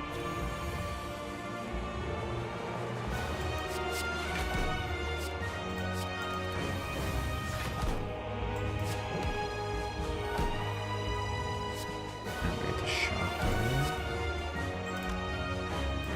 Okay, so I probably actually want to save the second win. So is there anything I can do that doesn't draw? Since I can power through.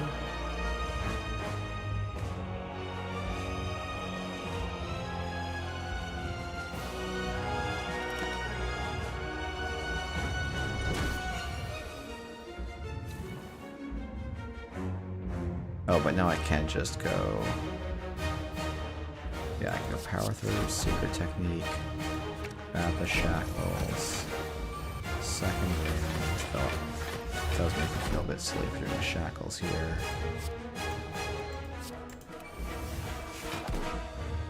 Okay. Deep breath.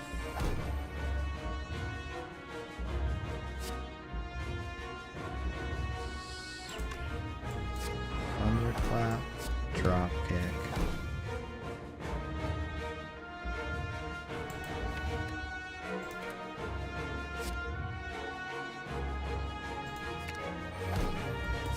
Second wave.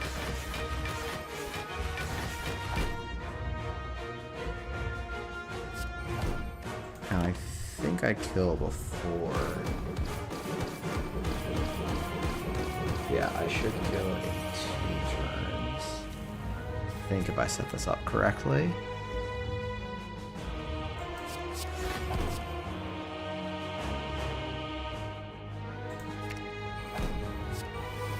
Oh, maybe I haven't set this up correctly though.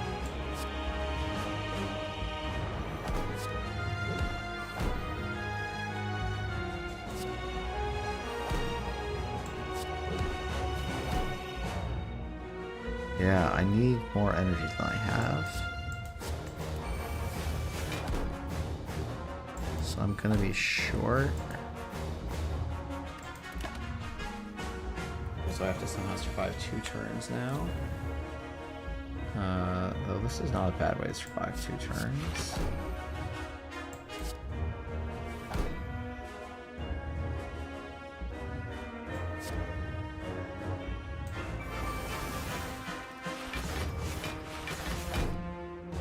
This is 75. Underclap. Drop kick.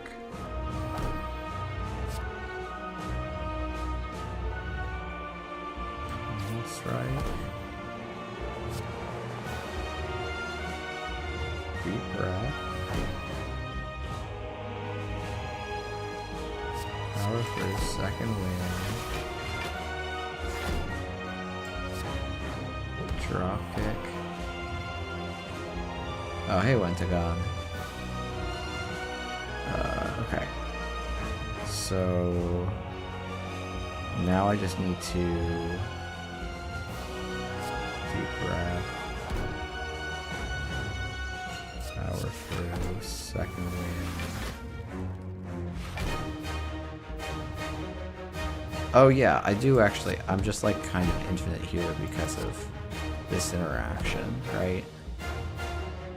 Because that is making me energy, and then this makes me block.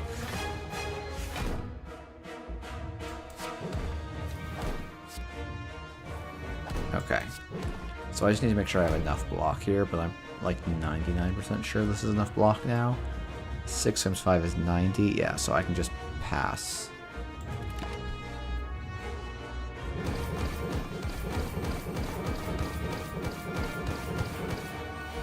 Now I just need to draw the combo, and this is good enough.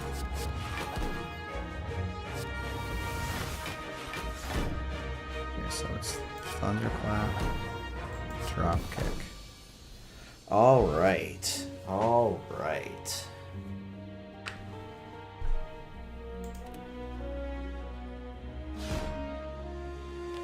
Also, and someone needs to go bug Eric or Encoder to fix the NA and PC beans. I don't want to get like 5 points for coming in 12th at a 40-person event. It is chronically unfair that I've gotten more points from coming like 5th in a 20-person CO than 11th in a 40-person CO. But anyway, well fed. Decks. Wow, that was an infinite deck with 35 cards in it. Yeah, Ian, I think if you look... I found an example of this. I have a theory as to why. Well, there's 2 possible explanations. Hold on. Oh, hold on. Opening the wrong thing.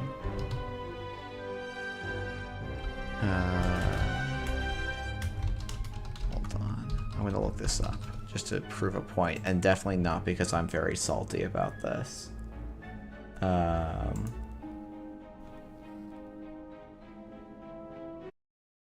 Okay, so if we look, let's just go to like season 2. So here's my hunch as to why. If we go to always be running, and look at NANPC Boston, it is listed as a players circuit type event, which I'm guessing is not if we players circuit. Oh no, it's worth 50 points. Interesting. Okay.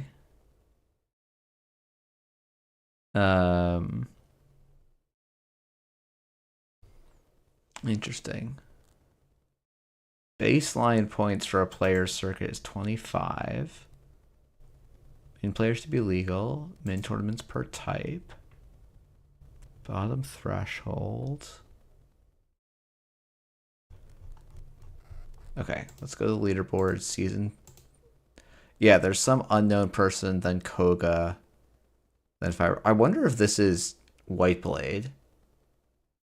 And yeah, apparently you can only have one NANPC event, but that's not going to be the case for like the NANPC filter, I think. Oh shoot, and this is an annoying thing to get this out. I have to go and clear this out of the tags there. But okay, so let's see. Where am I? I'm having a very bad season. So I got 5 points for coming in.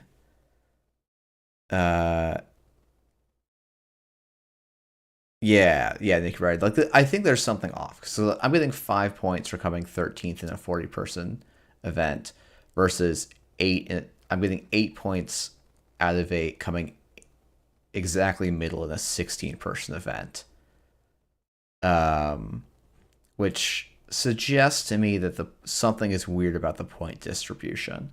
I think I actually found someone who got more points than me by placing lower in an event.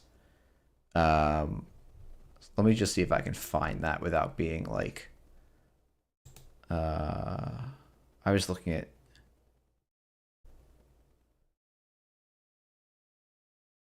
Yeah, like relatively, like right now again is earning more points for coming 14th in an AMT than I got for coming 11th in a 40-person event, or 13th in a 40-person event, excuse me. Like, I think there's just something wrong. Jai, do you think Fly to EMA should be worth points as well? Yeah, I don't see why it shouldn't be.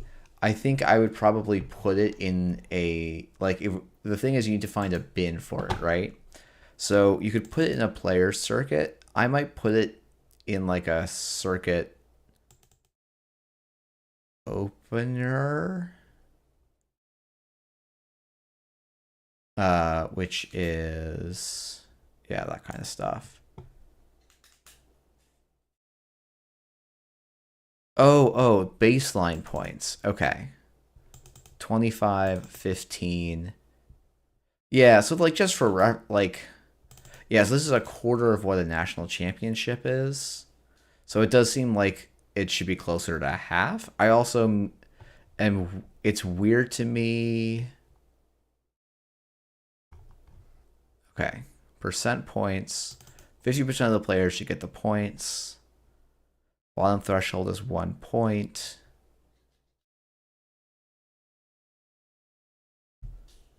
I think an AMT counts as a circuit opener.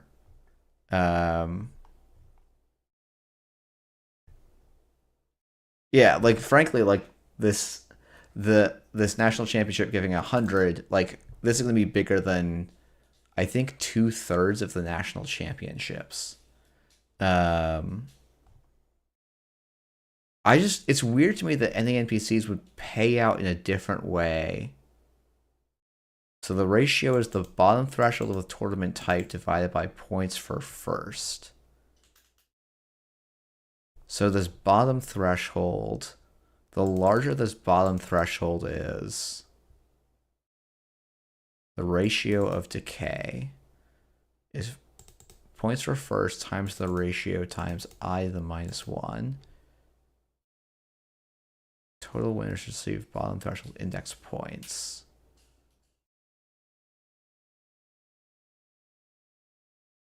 Yeah, people are getting more points for smaller events. Like, I think more of the points should be pushed into attendance and less onto the prestige of the event.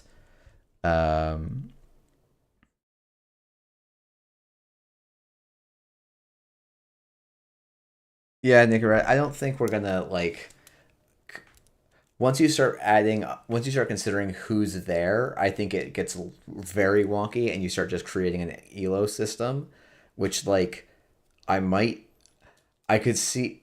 I think there's a way to kind of sneak the fact that people are claiming things to make an elo system, but I wouldn't push it for it. Hey, Andre, we are just getting ready to go to bed, but I was complaining about the beans being wrong. Um,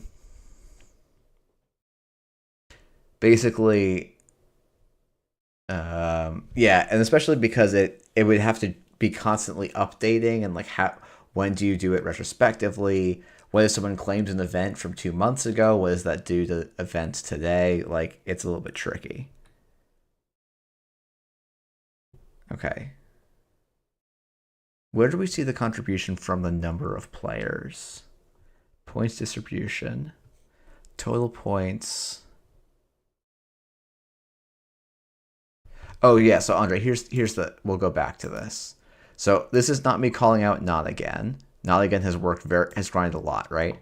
Not Again got 6 points for coming 14th in a out of 23, right? So this is just below the halfway mark in the 23-person event, gets 6 points. If we go and look at my placement, because this is how I was like, something seems weird, coming in the same spot, 13th in a 40-person event, so almost twice as like well performing, I get 5 points. Um, and so to me, something is not correct there in the way this is currently being calculated. Okay. Um,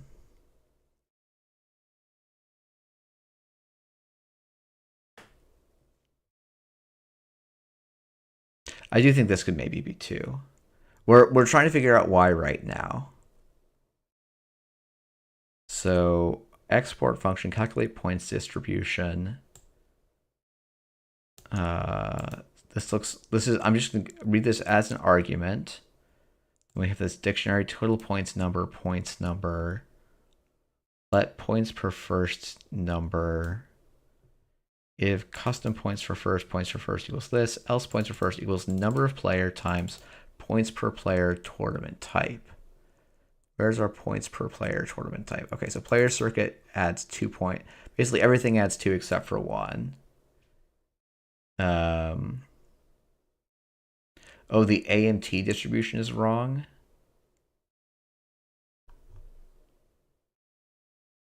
It's just the fall off. Oh, everyone receives points as a circuit opener, and so points are distributed incorrectly. Interesting.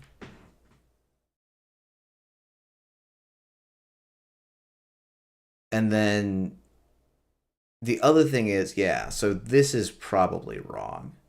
If everyone receives a points from a circuit opener, and then your max points from a circuit opener is 15, or your baseline points, right?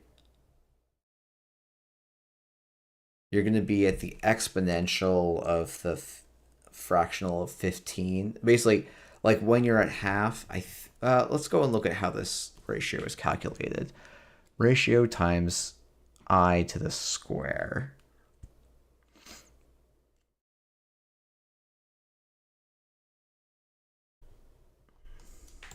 Hold on, let's go in.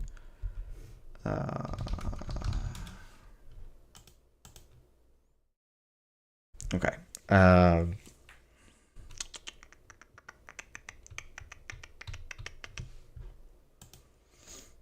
What's our formula here? Points for first times the ratio times this.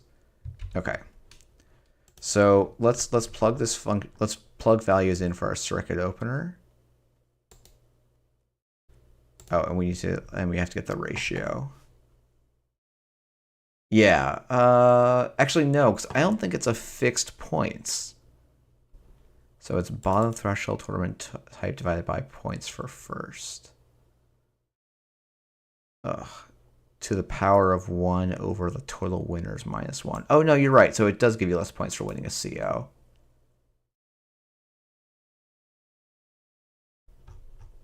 Cody built a... Oh, there's a simulation tool right here.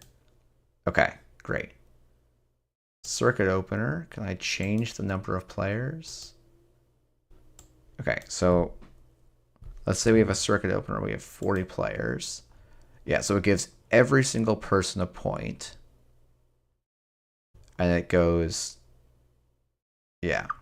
So if I had played in the circuit opener, I would get 19 beans, or almost 20 beans, which isn't like an appreciable amount. Like, I'm going to finish quite low on the leaderboard this season. But I would have gotten 20 beans, right? But if we make this a player circuit, the baseline beans double. But now I only get 5.5 beans, which is what I see. So this puts 100 beans in the first player versus 55 beans to getting first. Actually, wait. I now want to go and look at the leaderboard for this season. 153. Okay, so this isn't Eric then. Or at least if it is, it's... Yeah, that'd be weird. Okay, anyways. Yeah. The thing that's like very weird to... Yeah, it's interesting that it's so top heavy. I think the thing that makes it feel bad is how many of the points get tied up in... how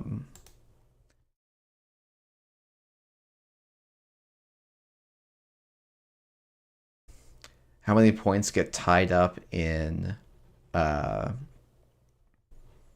event type.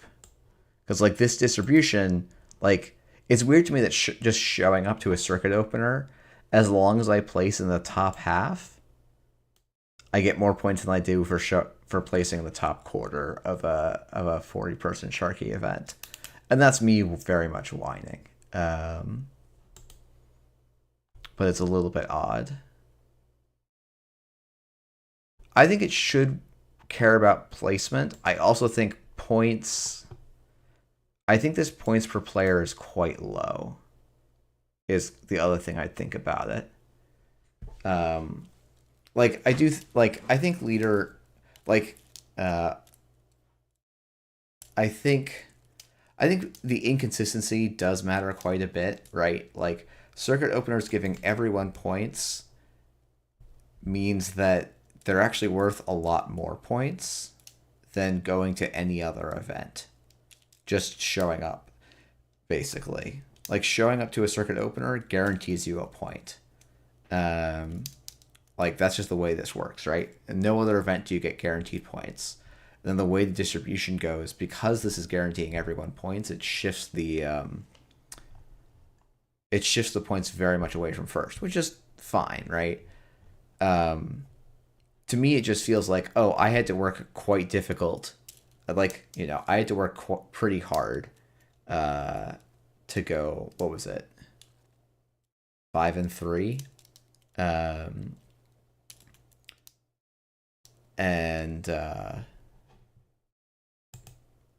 I don't know. It does feel inconsistent. I think there's a couple of different ways you could approach it. I do think to some extent, I would probably look at scaling more things from points. Yeah, you get points for last place in AMTs, because AMTs are treated as circuit openers. And so every single player who plays in an AMT is going to get points.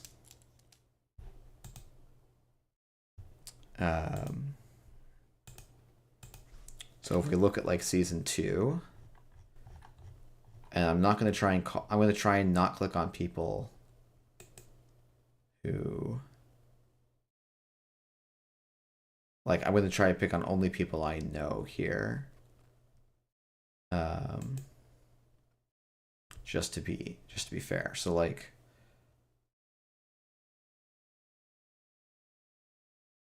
yeah, like it's very odd to me. So there's a limit to a number of COs you can get per year.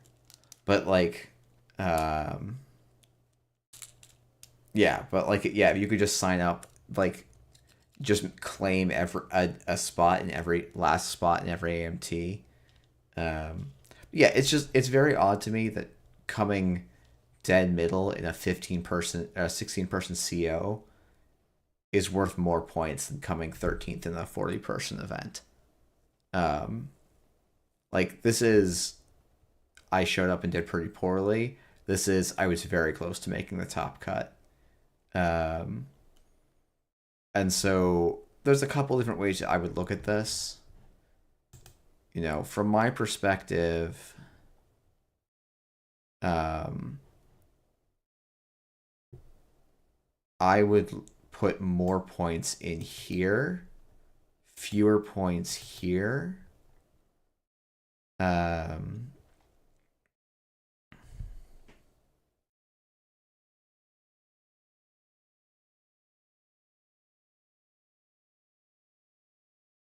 I actually like the Swiss and not worrying about the cut. I actually think that's pretty reasonable.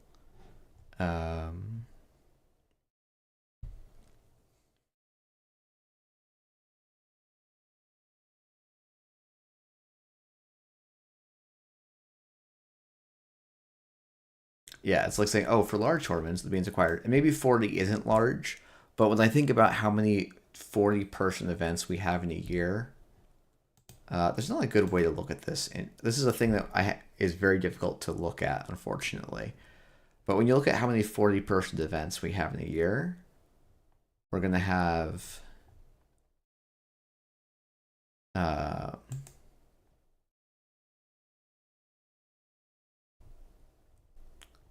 so this is 2... How many are on the page right now? 50.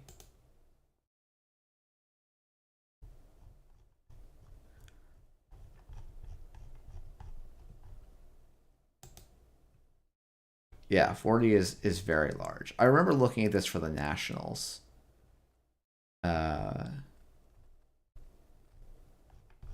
Like 40 is the largest.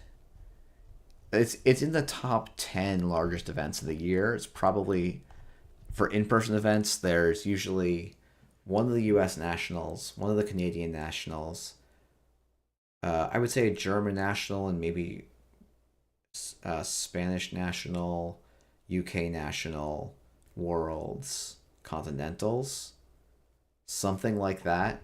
Maybe Australia. I actually should know the numbers for Australia better off the top of my head. So we can just go and look at nationals and see. Okay, UK hits 90. New Zealand online, Australia East gets about there. Italian got there. Canadian almost got there. US East Coast got there. And then UK from the year before. Okay, so like for national level, like this is actually bigger than all but 2 nationals last year. All but 1, yeah, all but 2 nationals last year were smaller than this. So that to me says we probably want to look at putting more points in player attendance. But, you know, that's also maybe a consequence of this, the way that this formula scales, where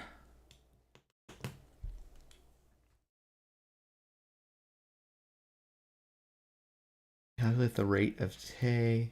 Points are first times the ratio to the power of I minus 1.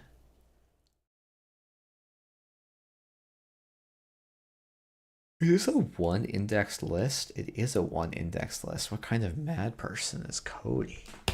Who 1 index things? I guess this is written in some Java-esque language. Yeah, TypeScript. Okay.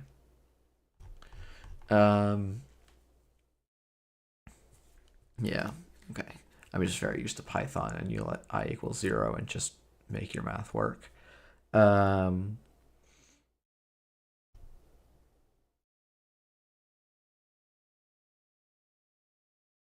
Number of players times percent type divided by 100 ceiling. Okay. Yep, that's fine.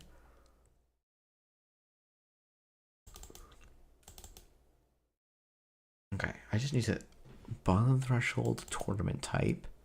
So we say 1 divided by the points for first, raised to the power of 1 over. So we're taking the nth root of points for first.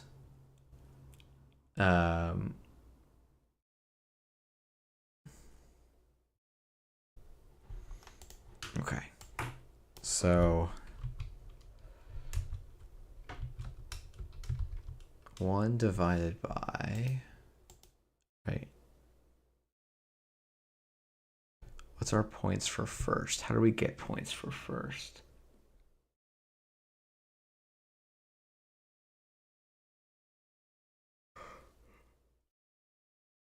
Number of player times 2 plus the baseline points. So this should be us giving out 50 points. Nope. 25 points for a player's circuit. Wait, something is wrong in Cody's math here, I think. Okay, so let's look at the simulator. So let's say we take a circuit opener with 30 people. Let's say I'm just going to copy this into a spreadsheet.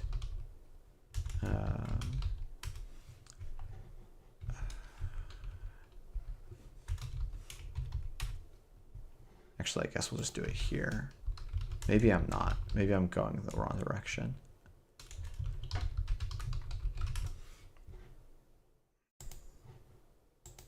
Let's see if I can log in. Great. Okay. Well, let's get the sum of this. 424 points. Okay. So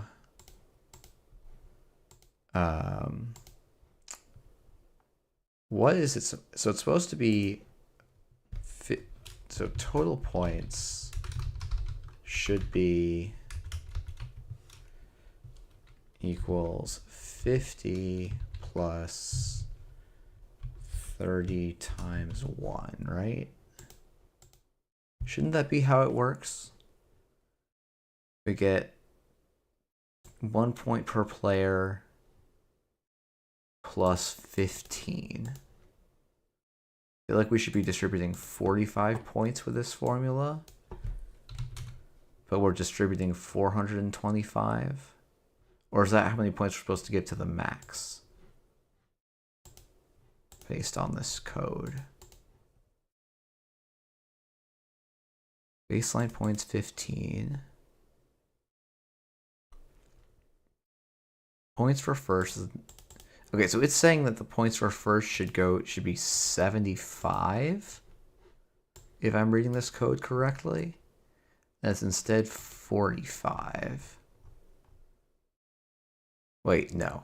I can't do math. Oh, total points. Yeah. This is yeah, this should be 15. Okay. So this is okay, so it's doing 45. And then it's just saying, okay, the last person's going to get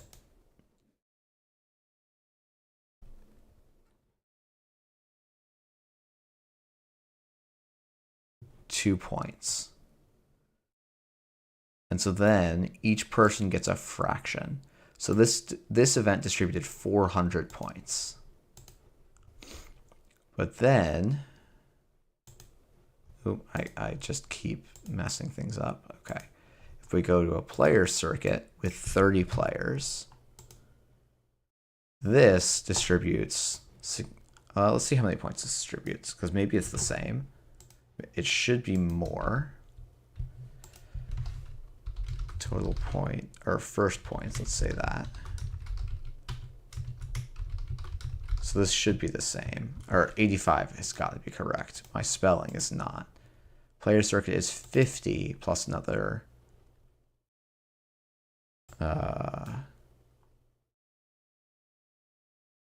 No, that's not. It's 25 plus 60 is 85. Okay.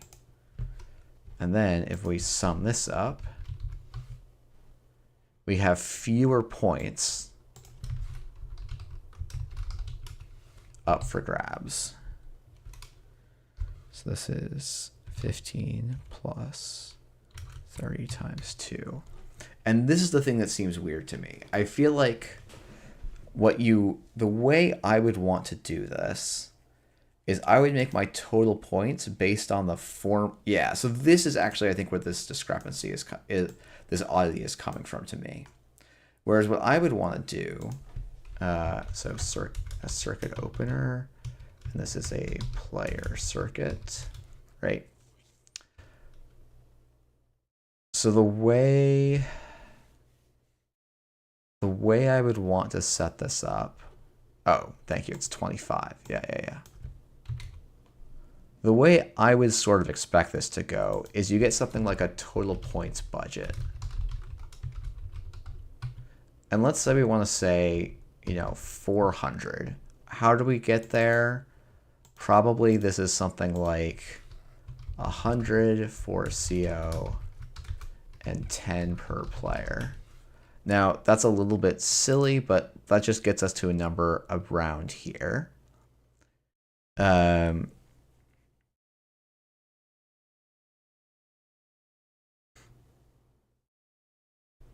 Yeah, it should have, more in the pool, right? But it doesn't.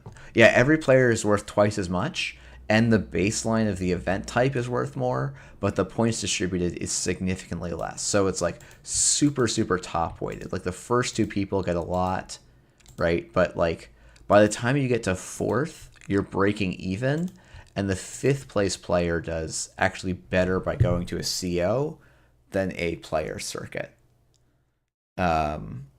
And it gets like dramatically, so we can go this minus this, right? And like you are making a ton of points by the end. And yeah, this is the 114. That's the difference between these two. And so that's just a little bit like, if you want to encourage people to go to COs, I think that's totally fine. And this is a great way to encourage going to COs. I think the idea of what this, let me see if I can find the link to this distribution that we were talking about. Goodness me. We found a good paper about the distribution.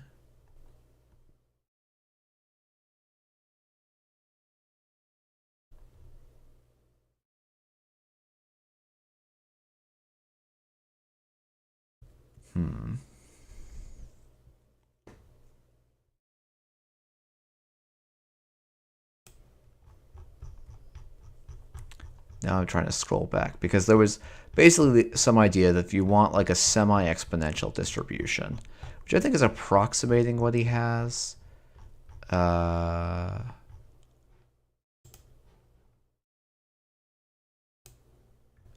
Let's see.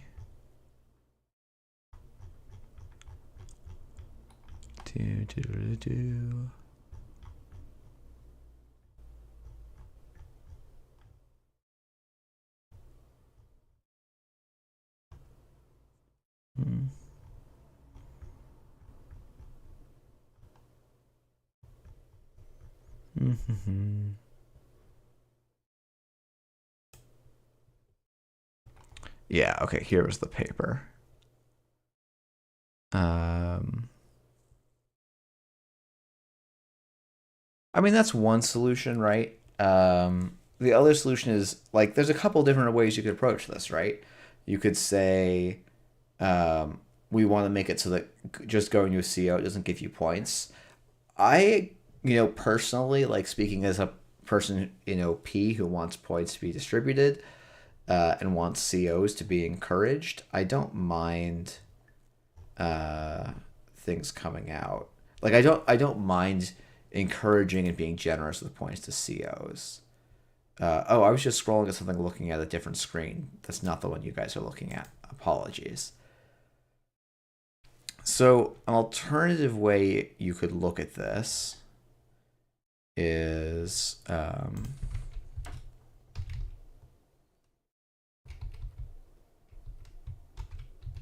right. So we want to get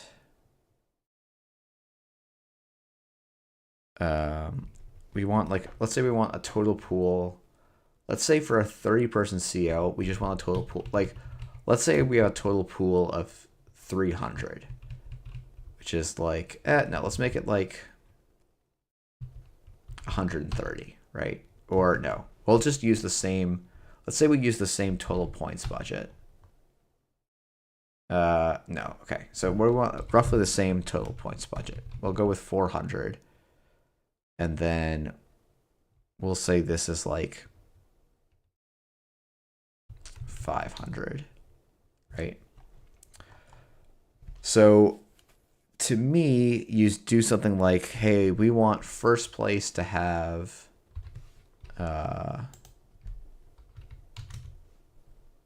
roughly a quarter of the points.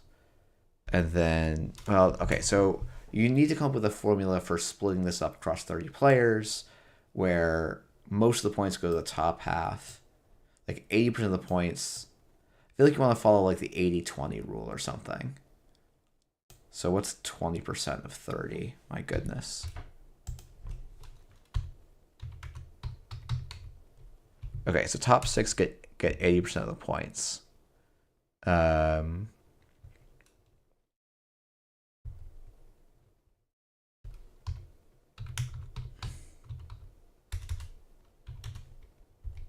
So you distribute 320 points across these 6 players. So we want something like 320.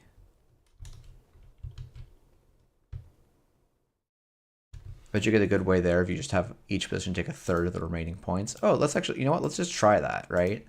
So we say equals this times 1/3. And then we're going to say running sum.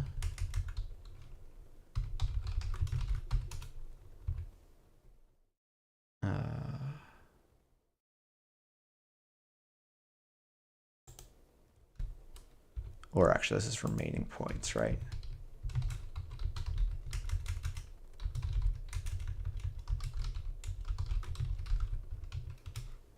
Okay, and then this becomes equal to this times 1/3. Oh, not C37, C38.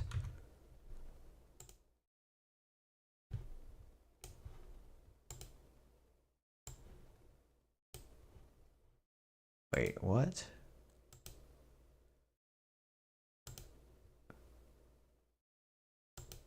Oh, and then this, instead of taking B38, we want C38. And then this.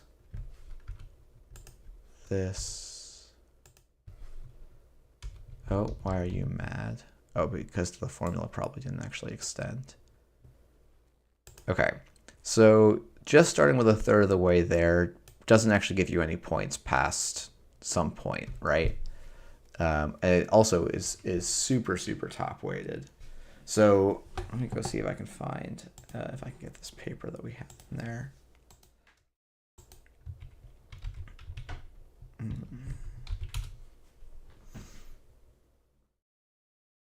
Okay, our solution. Okay. B minus n times e equals equation for alpha and a variable less than 0.1 via binary search. Okay. So by giving each winning place $E, this leaves B minus n times $E to disperse among the n winners. How should we do this? We decided the best way is according to a power law. That is, the total amount of budget that is given to a place I should be proportional to 1 over I to the alpha for some fixed constant alpha greater than 0. Easy to see that for any positive value, the also payout will satisfy the monotonicity requirement, but there's a unique value of alpha ensuring that the payouts sub to the exact total prize pool. Specifically, we need to choose the exponent alpha to satisfy it such that the total minus n times e is equal to the sum to the n of the first place minus their winning divided by I to the alpha. Yeah, Grugno will understand power law here as well. Exactly P1, the sum of all tentative payouts is exactly B.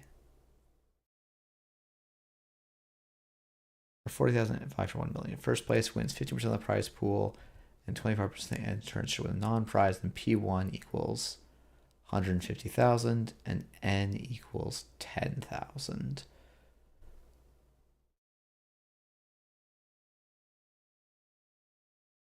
If we use an exponential distribution instead with power to 1 to the alpha to the I rather than 1 minus I to the alpha, for smaller tournaments, the plots reveal yield much more top-heavy payouts, so we want this 1 over alpha to the I rather than 1 minus I to the alpha. That makes some sense.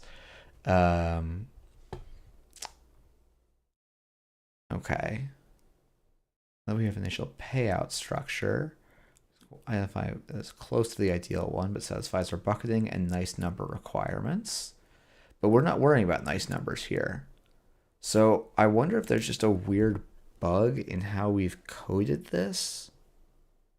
Because the way that Cody has coded this, we're not satisfying all of these conditions. I think we're solving this, but not for a specified total bucket cost. We're satisfying it so that the winner of an event always gets the same amount, but not so that the other players get paid out quite the same way. Actually, okay, let's start by saying this is 45. So actually what we'd want is something like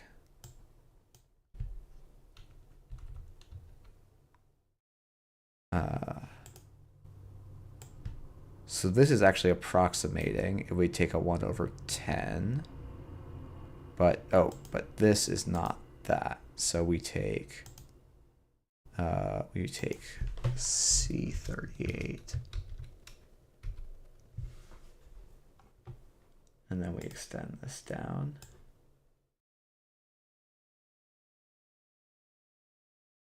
So we would get 32, 29, 26. So very little differentiation, right?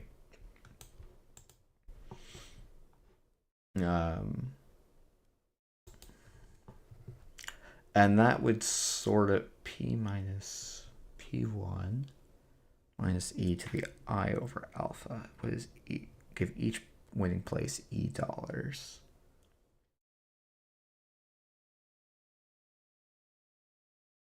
Okay. So if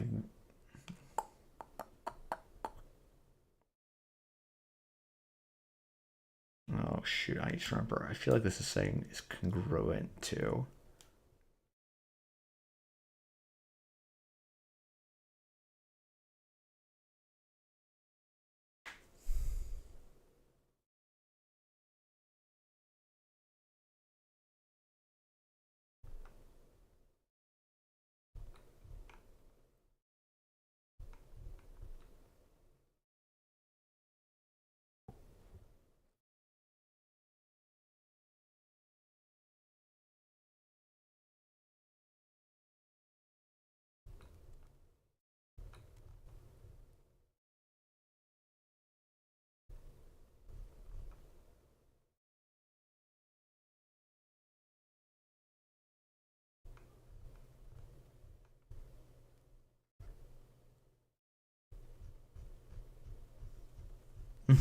So this is our stream, Slay the Spreadsheet, tone positive. Yeah. Okay. So I think the way that this has been implemented, so there's a bunch of different solutions, and I don't know which is the right one.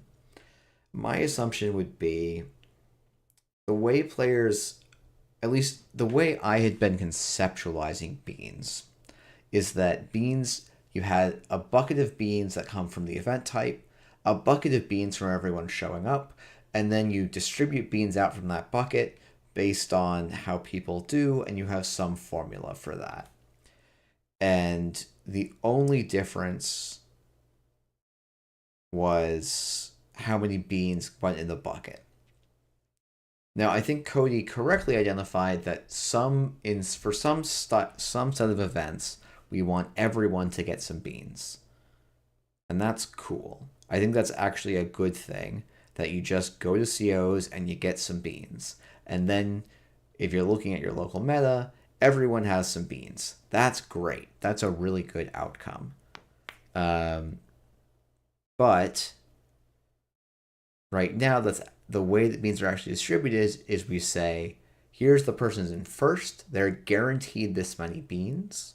And then the person in second, it gets a number of beans based on the total number of people that are going to get beans.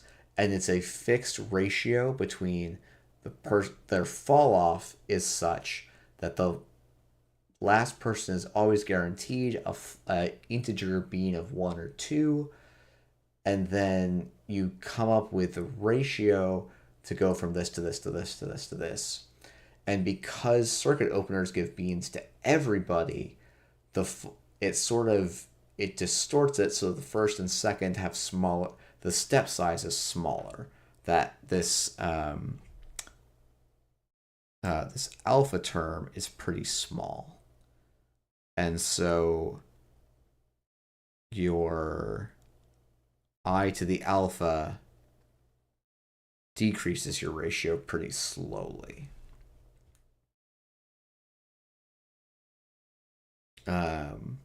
Which then leads to these oddities where you're better off, like basically you're either first or you're last by going to a player circuit.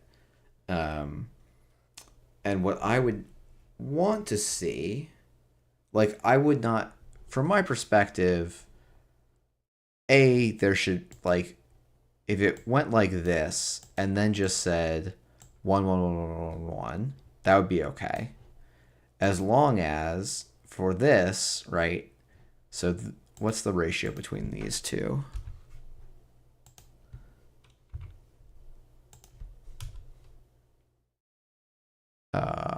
Actually, here, let's get this the other way, right?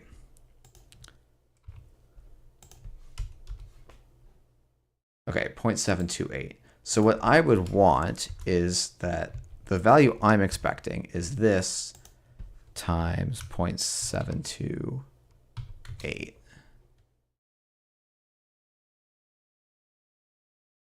And so your points are down.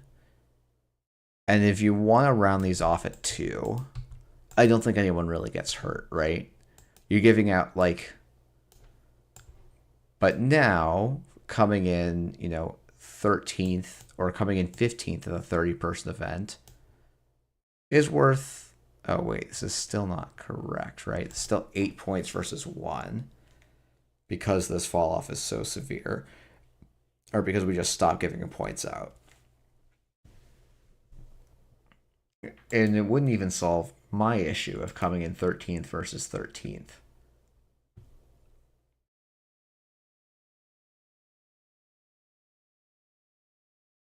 Yeah, that's really weird. Okay, so it fundamentally, to some extent, is the fact that you're distributing points to everyone. And then if we also look...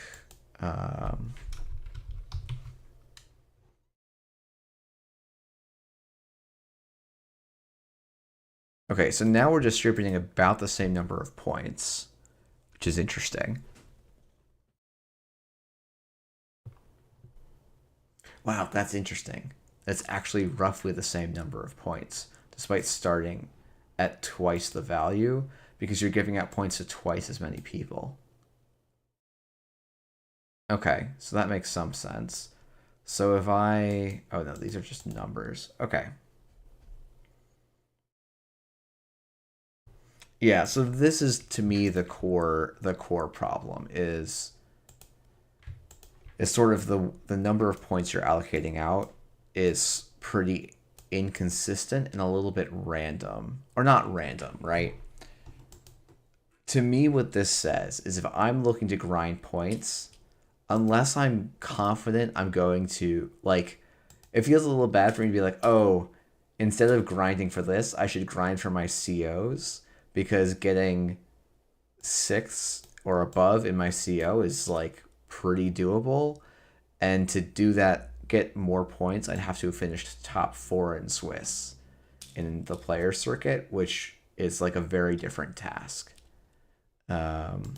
I think we could even go to just for like let's say we have a somewhat regular turnout, 15-person CO, like, or we'll say 16 just to make the math easy, right? So I finished 13th, right?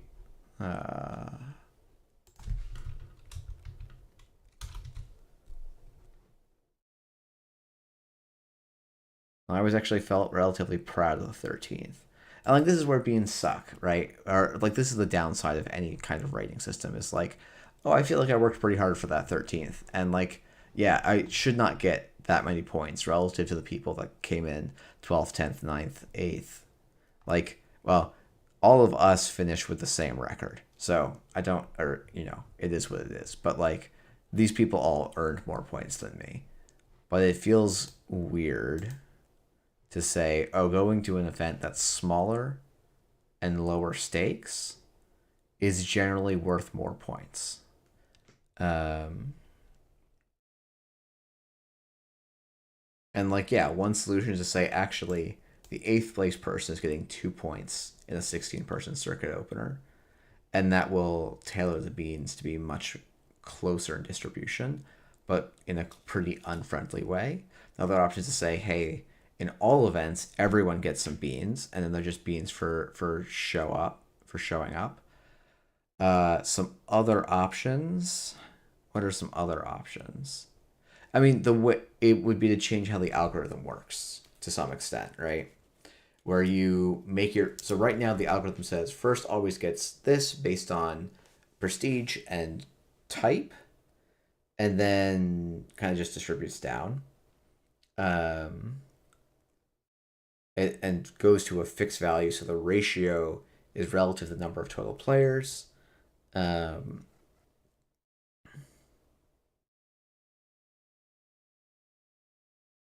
Yeah, incentives feel misaligned, and like that actually makes like I've always been like, why the heck am I this high up on the leaderboard?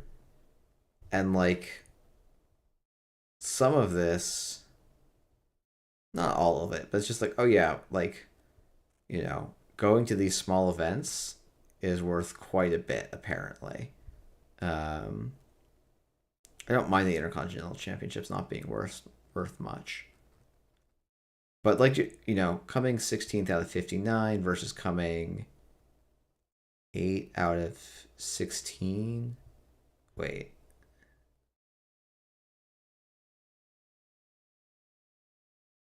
Where are we? Where was my comparison here? Right.